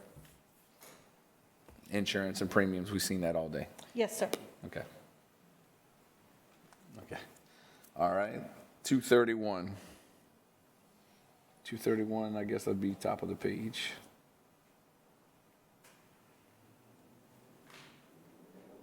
Insurance premium, yeah. Okay, not seeing anything. Manning table 345. Nothing's changed on the Manning table? No, sir. All right, I don't need to look at it then. We're good. Any public comment? All right, we rolling on. Juvenile detention. Juvenile detention begins on page 119. They are requesting 2 new employees this year. We do have an amendment to their budget that we would like to request that you make. It's item number 3 before you. It is for $20,000 to replace some AC units. I believe the juvenile detention manager could tell you a little bit more about that when we get to it on page 304. Okay, right now, state your name and title for the official record. Yes, Mason Jack, Administrator, Lafayette Juvenile Detention Home. Okay, good to see you. Thank We're you. going to start on page 119. At the bottom, 119. Not seeing anything. Let's go to 120.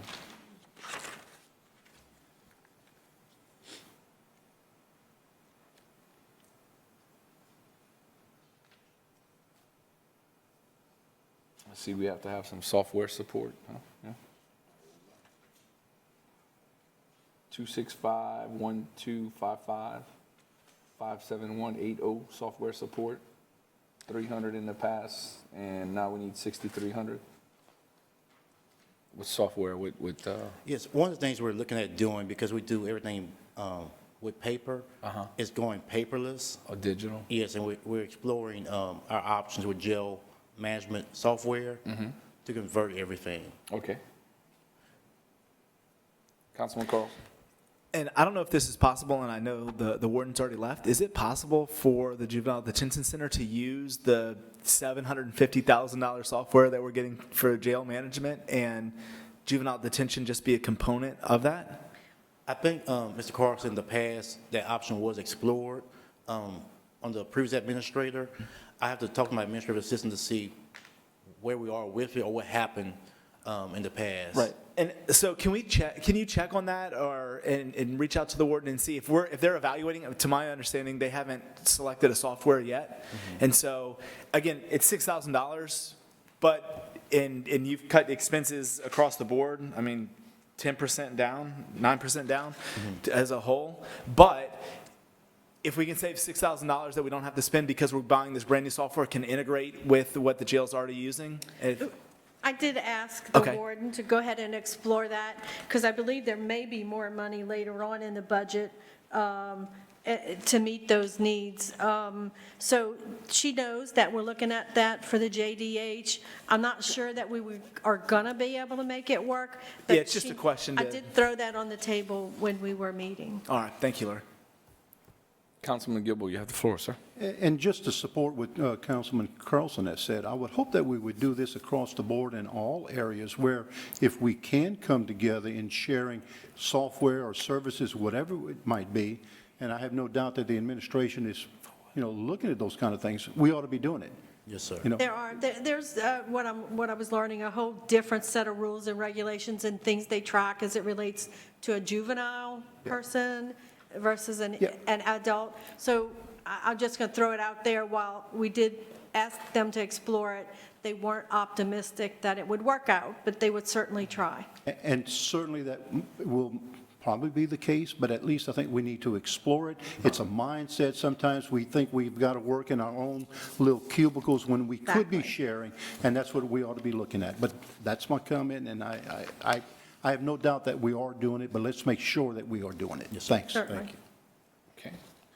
Okay. If we happen to build a new jail or something down the road, is that software, I mean, y'all can move it, or like, software stuck to the building, or what? Not really sure how all that works. We're certainly trying to transition everything It's we can. transferable, okay. I just had to ask the question. All right. We're on 120, let's move to 121. Anything on 121? I know a while back we were making some money in juvenile, huh? What was it, a year ago or so? Yeah, I'm not sure how COVID or the current population has affected that. Presently, our population has increased with raised the age. We have more 17-year-olds. The money maker receiving our parish kids has gone down. Okay. Due to Lafayette being our top priority. Gotcha. Yes. And we did replace those doors or something, we needed some. That's in the works. We secured a contractor, architect, I apologize. Okay. And so we should be in the near future exploring the option of replacing those doors. Right, I remember there was an issue with that, with safety and stuff like that. Yes, sir. Okay, so we're still going down that path, and you'll get back with us? Yes, sir. Administrator, okay. Yes. There may be some renovations in ARPA for, Okay. All right. Okay. All right. I don't have anything else on 121, no five-year capital. There is page 304. Is that where you want to offer that amendment, Ms. Toops? No? yes, the amendment would be on page 304, yes, sir. We would be adding to capital outlay, we would add item 265 AC 005, replace AC units. I offer it up. Councilman Gilbo offered. $20,000. Okay, and that comes out of parish general fund? No, that comes out of the juvenile millage, the Millage, juvenile okay. detention fund, Fund 265. Okay, all right. And that would be amendment number 3 on the attached sheet that you have. Okay, Councilman Gilbo offers it as an amendment. Any objections? Seeing none, will go in as a general amendment. Okay, Manning table, page 330. Any questions?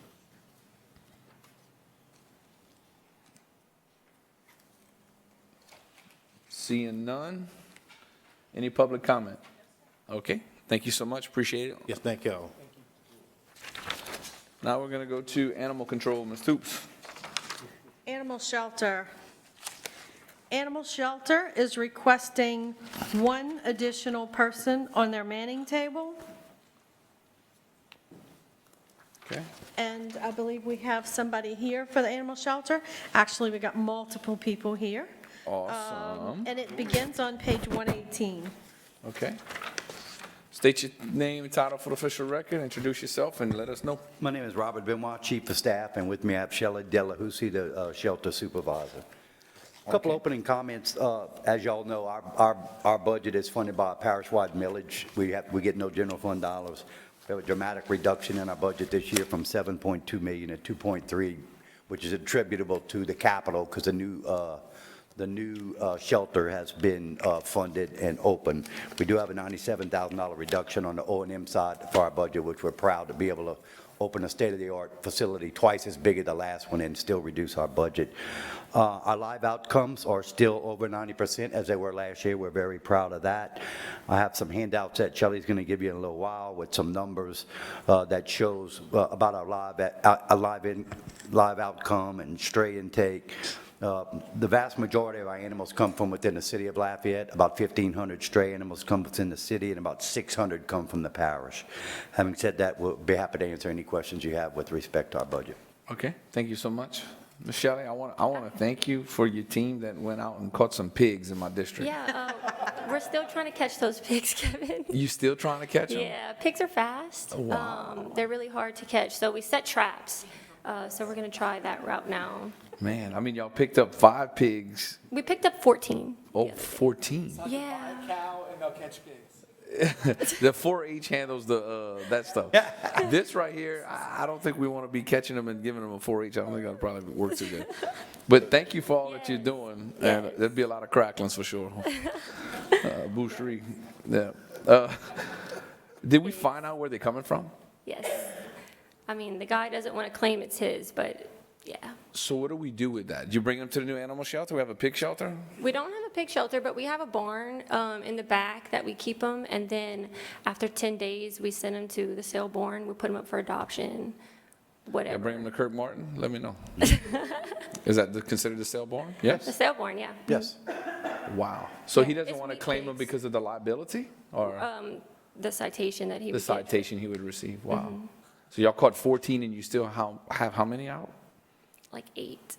And they're still going through the neighborhood? Oh, yeah. Oh, wow. It's wild. Can I get with the sheriff? Is there anything against the Well, law that that's- says we can, like, That's where I was kind of headed. Like, we're going to try these traps, and if I can't trap them, like, the sheriff was my next way to go, because... And we have a It's a bunch problem. recently that just cropped up this week in a different part of town on Well, where those are wild hogs. Those are wild on hogs turlings. that just, yeah. wild hogs by turlings? But that's wildlife and fisheries, okay? So don't call Yeah. animal control. Yeah. Some big ones. Okay. Yeah. Well, look, thank you for what you're doing, and I will let the neighbors know that we've captured 14 and we still have some more. And if you let them know that they're allowed to shoot them, then Yeah, yeah. they'll be going tomorrow without Right. Okay, I'm gonna call Mr. Kirk Martin, let me know if he gets some pig intakes. I'm sure that it'll be cheap. All right, page 118. Anybody? 118. Not seeing anybody hit the button. Let's go to 119.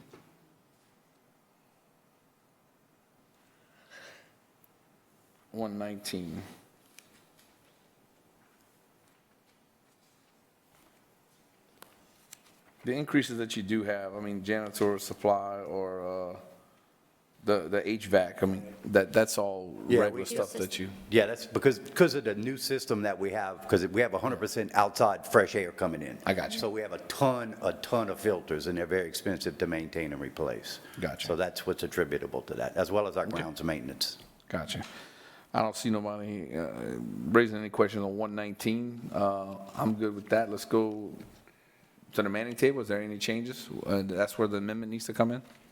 No, we have it in the budget. We do have one administrative assistant that we're adding. I advised the council last year that in the next year's budget, when we open the shelter, we needed an additional person to help Shelley, and that's in our budget. Okay. And we still have an overall reduction in O&M. Okay, cool deal. Thank you. I don't have any problems with the manning table. Anybody got anything? No? All right. Any public comment? Okay. Mr. Chair, I have a... Oh, I'm sorry. Councilman Gilbo, you have the floor. I'm not looking for the hogs, but Shelley and Robert, I just want to offer my compliments on that facility that has been built out there. I had the VIP tour, and I'm absolutely amazed, and I sing that song everywhere I go in this parish in terms of that facility. Not only the facility, but the staff and the responsiveness to it.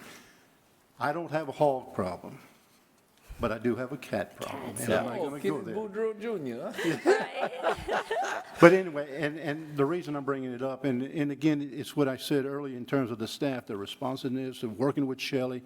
There's programs out there that have been very resourceful and helpful in trying to take care of a problem that's been going on for some time, right, Shelley? Right. And I'm very optimistic that we'll get to the bottom of this whole thing, and it's it's, I think, producing, in fact, yesterday I was talking to the gentleman, and I think we're making some Making progress. progress, right. Yes. Yep. So, but anyway, the point is, and it's not to necessarily that issue as much as the way y'all have responded and the resources that you have put out there to help these citizens, and that is what's appreciated, and I think they do appreciate that, and they recognize it. So thanks to both of you. It's been a tough trip, Yeah. but it's been a good one, so Yeah, thanks. Thank you, I appreciate it. Thank you. Shelley's staff is, they work 24 hours a day, 7 days, 24 hours a day, 365 days a year. I mean, we go out on calls almost every single night, and her staff does a magnificent job of responding to needs even after hours. And the national welfare groups, the animal welfare groups really help us out. Like, I'm in a program with like Best Friends Animal Society, and they have all the resources and information. I reach out to them constantly on advice, so, yeah. They're a big help. Yeah, big help. Not you. That's correct. Even when Mr. Knockham requested I go look at the pigs, I said, Shelley, go check out them pigs. Text them pictures. Appreciate y'all. Thanks. All right, thank you so much, Council. Thank you. Shelley, if you want to keep me updated on those pigs, please let me know. Let me know like when they go straight to Bull Bossan Road in Bryan's district. Yeah. We didn't have any public comment? Okay. All right. I'm gonna close it now. Now we're going to move to the library. Ms. Toops. The library has a reduction in employees. They're reducing their staff by 6. I believe they're making adjustments to account for the reduced millage. Okay. Hi, I'm Danny Gillane, the library director, and that's Larry Angel, the operations manager. Okay. Mr. Larry, or y'all, anyone want to open up any comments? Yes, sir. No, sir. Okay. We'll start on page 231. 231.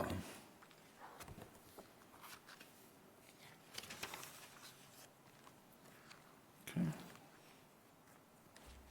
Do y'all have an upcoming millage? Yes. Okay. October 9th. So at the same time, we have our rededication? Yes. Yeah, okay. Gotcha. We would have a couple renewals and the rededication, I believe, on that ballot. So let's, I guess my question here on 231, under operating stuff. I know you're making your adjustments based on anticipation.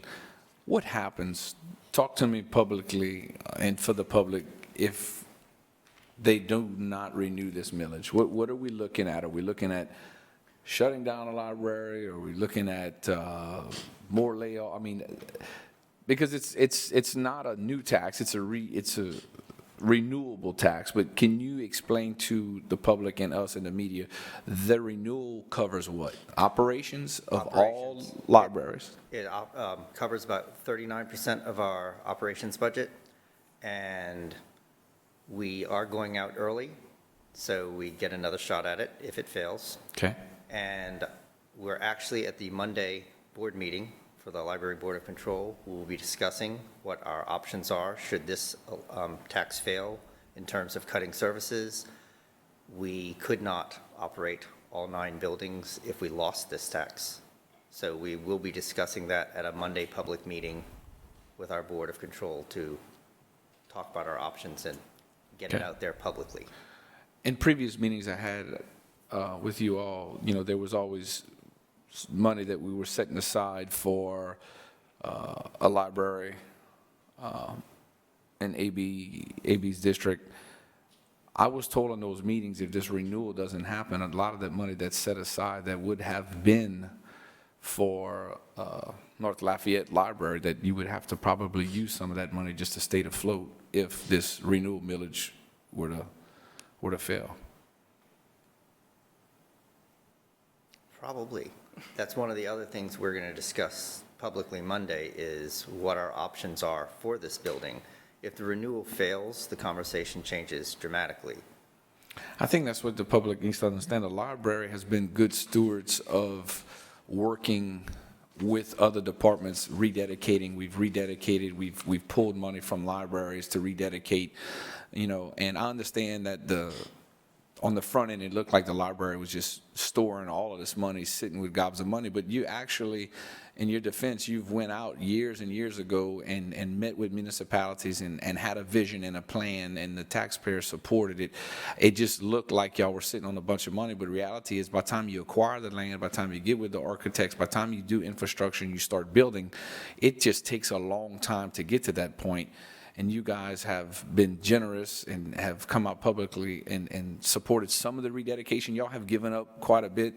I just feel right now that it's very important that the public understands that this renewal is 39% of the operations. And if this thing doesn't pass, you potentially could have a nice library on the west side in Scott that basically gets cut or closes the doors at some point. And then unfortunately, if it doesn't pass, then it affects Mr. A.B. Rubin's area, because that, I mean, so I'll just say for the record, and I'll let somebody else, and we'll continue to go down.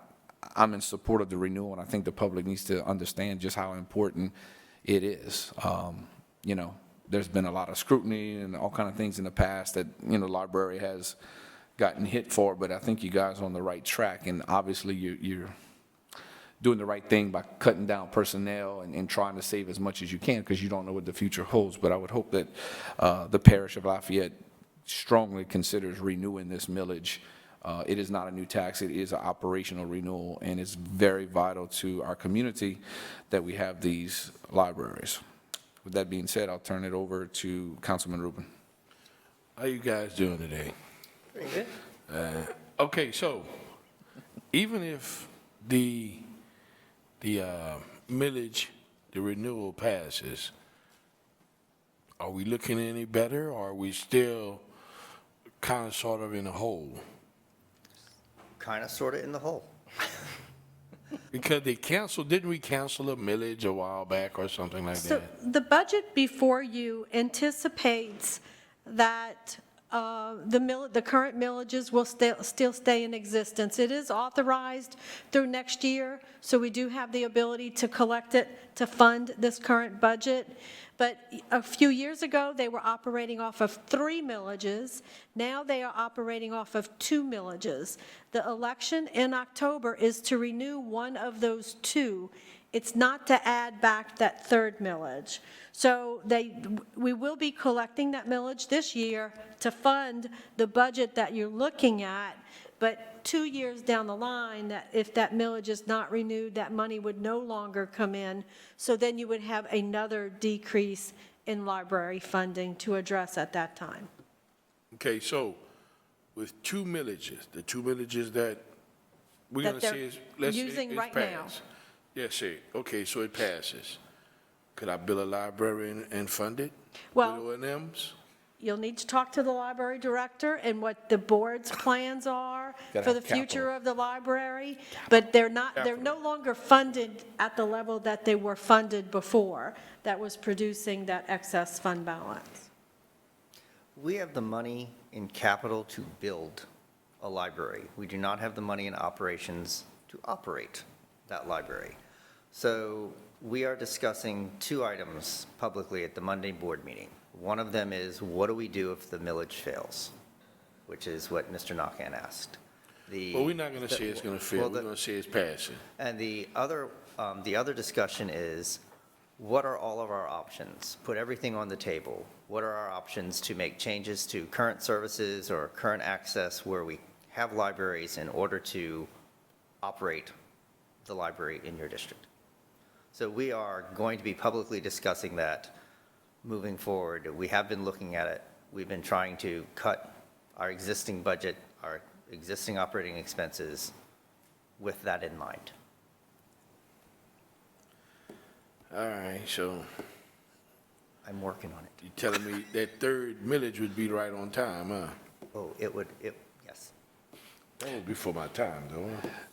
Yeah, it was before your time. Look, I mean, I couldn't have said it any better. I mean, the library has money pulled for drainage, pulled here, pulled there, but yet, you know, while some people disagree with me or other people and say that we got too many libraries or they built them too nice or too big, the voters approved of every single one of those millages, and they went out and did exactly what they told the people they were going to do.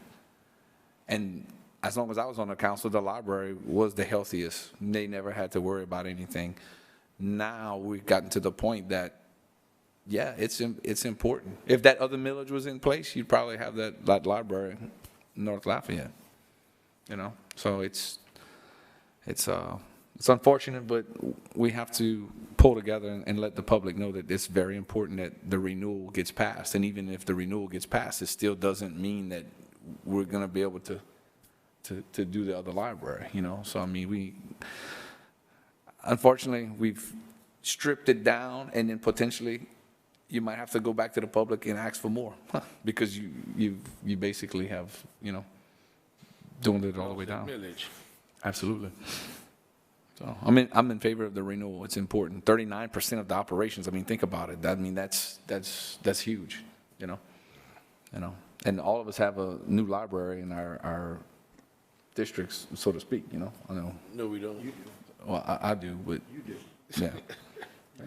Okay, you share one over there on the south side, so.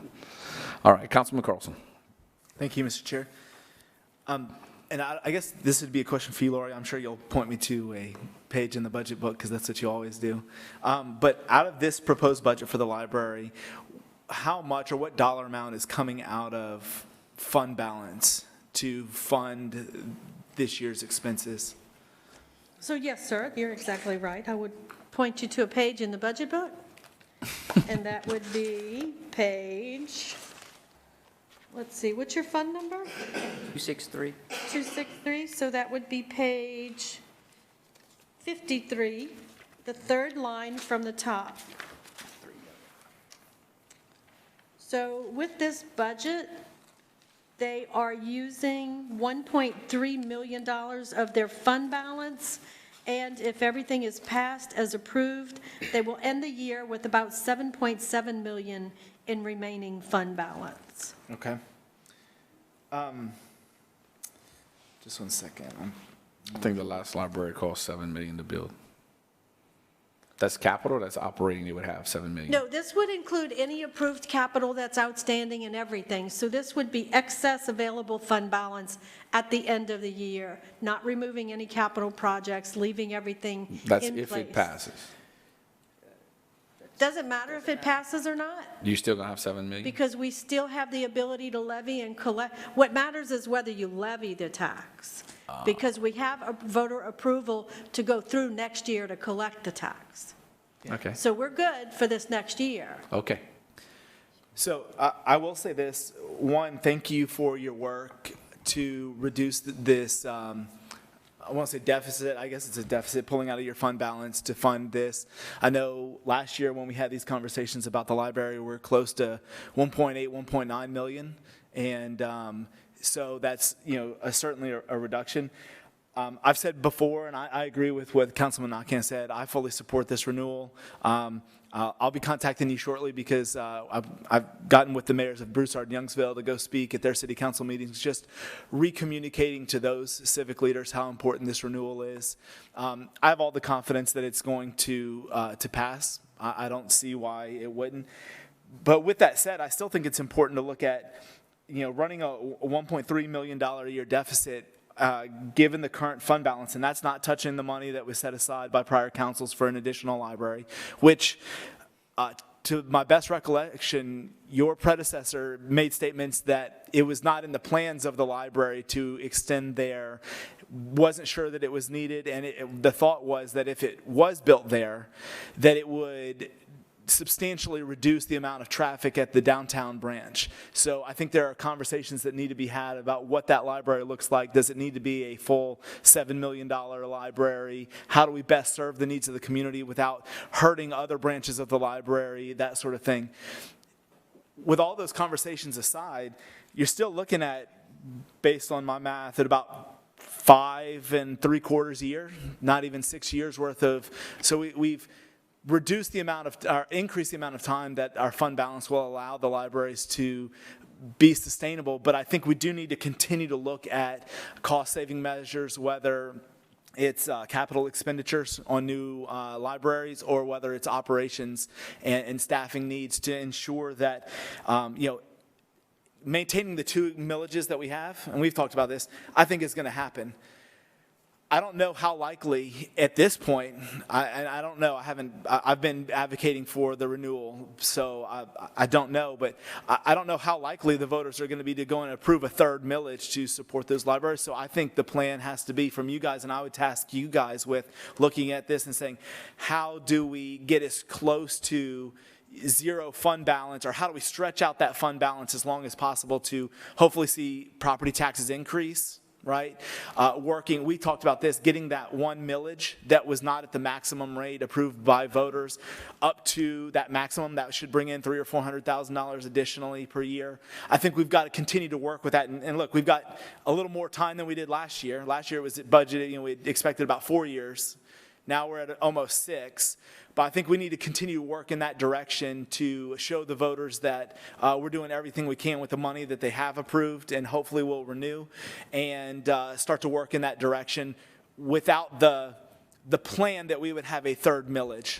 And if a 3rd millage at some point happened, great, it's even more. But I think we've got to get a plan in place that allows for the libraries to become sustainable long-term with the 2 millages in place. And so I think you guys have done substantial work, and I'd applaud you for that. I think we got to continue to work on moving in that direction. We are. We are. Okay. So anyway, thank you for what you guys have done. I appreciate it. All right. Thank you. I am now on page 284.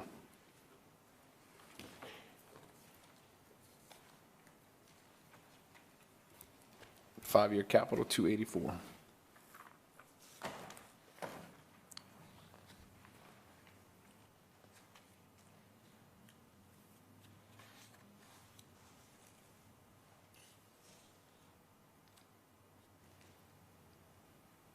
We having the main library is having some capital improvements, or 60,000? That's 22, 23, so not next year, but the year after. Okay. Any Mary? What's that? it looks like y'all have plans for some renovations of the main library, not this year, but the next? No, are you looking at line 28, 23? 23? Oh, that's actually what's going to pay for the roof replacement.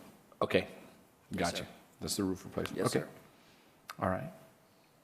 I'm not seeing anybody else on 284, manning tables 345 and 346. You already reduced personnel, so I don't have anything on 345 or 346. Anybody else? Good. Okay, any public comment? Okay, thank you very much, and continue to work with us and stay in touch with us and let us know after Monday's meeting kind of what direction or game plan, Right. Yes, sir. Okay, thank y'all. Thank you. All right, we'll now move to district court. District Court begins on page 109. They have 22 employees on their manning tables. They're not asking for an increase in employees. I do have an amendment in District Court. I'm not sure if they'll be able to add more information. It is for some software for online fine collections, and it is on page 109. We would like to add $80,000 that would come from the Courthouse Complex Fund 264. Okay, I'll offer that as a general amendment. Anybody have objection? Would y'all like some explanation on that? I tell you what, I'm going to give you the mic, and I'm sorry, I jumped ahead. I'm kind of like Lori. Go ahead and state your name for the official title and record, and give us an introduction or whatever you want to say. Okay, sure. Hi, good morning. I think I know most of you. I'm Marilyn Castle. I'm Chief Judge of the 15th JDC. I want to start off by thanking this council and this administration for working so well with us. You know, we went through some rough years a few years ago with really issues that I think threatened the court a lot in terms of our personnel and what we're able to do, but you all have really worked with us, and I just want you to know how much we do appreciate that. I know we're all going through some rough times, but y'all have certainly helped us to shoulder that burden, and we do appreciate it. On the issue of this new request, I'll just give you a brief explanation. The sheriff would like to institute a fine and fee collection system that could be done online. And there's an initial investment in it. And he made the proposal that the cost of that initial investment be split based upon who's receiving the money. So 15% of it goes to the sheriff's office, 15% goes to the DA's office, and 30% goes to the courts. And so this $80,000 would represent the 70% share that would be for the courts. And basically, this money will go into the criminal court fund. The problem is that right now, the criminal court fund doesn't really have $80,000 to invest because the fund is strained. And just recently, we got word that we were already paying interpreters for criminal court out of that fund. We now have a directive that we have to pay all interpreters, whether they're in civil or criminal court, from that court fund. And we cannot require any civil litigants, even if they have the means, to pay for interpreters. Is that a state mandate? It's a federal mandate. Federal that mandate. is being imposed on us. So that is another burden that we're going to put. In addition to that, this fund pays for our sanity commissions, and we have had 2 of the doctors that were previously doing sanity commission examinations say they don't want to do them anymore. We have capped the amount we pay for them, and so we're going to have a real, I guess, a big decision made on whether we're going to pay them more or whether we're going to try to seek some members that are out of the parish. But if we do, I'm sure we're going to have to pay them travel expenses. So the fund just, we continue to adjust, but we kind of get new things dropped on us that are coming out of the fund. So it would be really great if we could fund it this way, because it's projected that if we do switch to online fine and fee commission, that the collections will go up. And I think in one district, they said, 40%? It went up 40%. I mean, if we went up 20%, it would be great for us. I agree 100% with the program and what you're talking about. I mean, especially think about it with COVID. Who's going to want to go downtown and pay their fine? I mean, this is the way of the future is everybody's doing online. So I applaud the investment and the creativity of this, because I really do think you're going to see a lot more money come in. Absolutely. Okay, Mayor President, you have the floor. Thank you, Mr. Chair. Good morning, Judge. Always good to see you. Good morning. Thank you all for all that you do. I support the program as well. I think it'll be good in the long term. The federal mandate, I understand the sensitivities on the criminal court, especially with interpreters and things like that. On the civil side, you said it was a federal mandate. Do you recall the exact source of law? No, but we can get that information for you, because the Supreme Court sent us the whole information, the sheet on what we had to do. So we can definitely get that for you. Okay, I didn't know if it was mandated, if sometimes when the federal government, a lot of times when the federal government will give money, they'll mandate, you got to do this and that. I didn't know if we could just get the source of law. Nothing formal, I'm just curious. Caroline will send that to you. I would really appreciate it, and we can forward it to the council. I don't need wrap up or anything, that would help. Thank you so much. You're welcome. Thank you. Okay, Councilman Gibble. And just as a follow-up, Mr. Mayor President, I've about had it up to here with all these federal mandates, these state mandates, and there is no allocations attached. They expect us to pick up the burden, and I'm sick and tired of this stuff. And I know we can't resolve it here, but we need to be sending a message to the right people. Enough is enough. If you want us to do this, attach some funding to it. And in some cases they do, but very rarely they do, and they expect us to pick up the burden. And here we are trying to be very efficient with our funds, and we're saddled with these kind of issues that makes it damn tough on us to manage our operations. And I'm sorry. Thanks. Well, I do want to tell you, there is, the legislature has created I guess it's a study group or a committee to look at the funding of the courts, because, all the burden on the funding is coming really from local government. And most other states, it is funded by the states. There's state funding. So they are looking at that now, and at some point in time, it's going to have to be addressed, because it's just not equitable, like you said, to count on local government to be funding those functions. Well, if they're funding it, then we need to see the funds. Okay? Tell them to send it to us. They want the credit, send me the dollars. Thanks. Thank you. Do we have a nurse in the house? His blood pressure is really hot. Right now it's really high. I'm afraid he's going to pop a vessel. I'm with you. I'm with you. I know you will. I don't see you get mad too often, but I tell you what. All right, we are on page 109. First, before we go to 109, I'm going to offer that amendment on, you want to state it for the record, and I'll just offer it, and Yes, there's no objections here, so. It's done? Good, all right, thank you. All right, that is going in, Madeline, so we got it. Thank you. You're welcome. Okay, anything on 109? 109.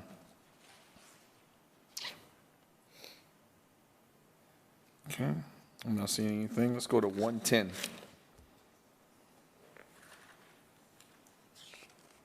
110. Not seeing anything on 110. No capital. Any changes to the Manning table? No. No? Status quo? Okay, I'm good. Any public comment? Okay, thank you so much. Thank you all so much. All right. Appreciate it. Thank you. And Mr. Gilbo will get with those federal agencies and he'll tackle that. What I'd love to. All right, last one for the day, District Attorney. The district attorney, there's no changes in their Manning table. There are, we are under an intergovernmental agreement with the district attorney, but even after removing some of those personnel under the intergovernmental agreement, we have 13 personnel remaining in our Manning tables, and there is no change in that. I believe that is for the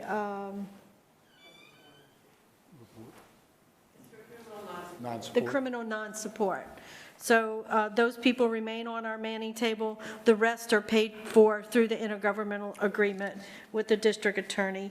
And his funds begin, his budget begins on page 110. Okay. Yes. Mr. Don, you want to Thank you so much for having us this morning. Thank you very much to Ms. Laurie for working with Ms. Pat and I. I want to introduce you to my Chief Financial Officer here, Ms. Pat Elliott. She's also filling in as my administrative assistant, sometimes as my secretary, personnel director, and a lot of other things. And I'm so appreciative to have her here with me today. I knew that you wanted some accurate information. I've been in office for 7 months now. Ms. Pat has helped me tremendously with this budget. So I asked her to come with me today in case we have some questions. She'll probably be able to help me answer them. Okay. She's the real boss. That's it. That's it. You have it. You have it, Mr. Rubin. Anything on 110, Councilman Carlson?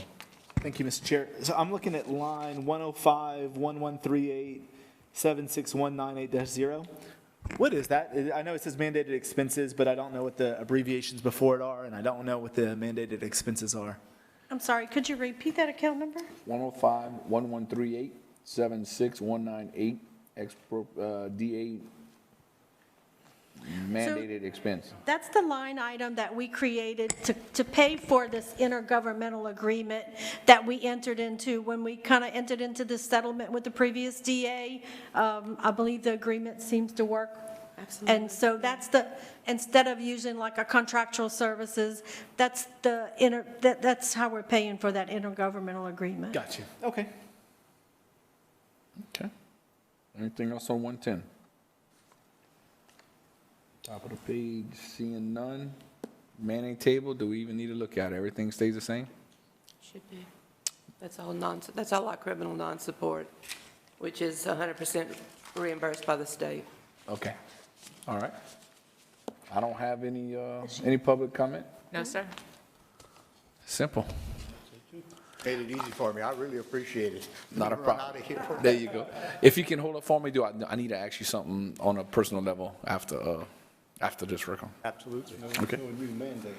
All right. No public comment. Everyone is invited to a public hearing for the citizen input on the budget on any matter related to the budget, which will be held on Tuesday, August 17th at 5:15 p.m. during a special joint council meeting. Budget wrap-up is scheduled for August 24th Parish Council at 1 p.m., Joint Councils 2 p.m., and the City Council at 3 p.m. Thank you, everyone, all the department heads and everyone who came to today's meeting. Appreciate your service, and thank you. And in the words of Mr. Pat Lewis, I adjourn the meeting.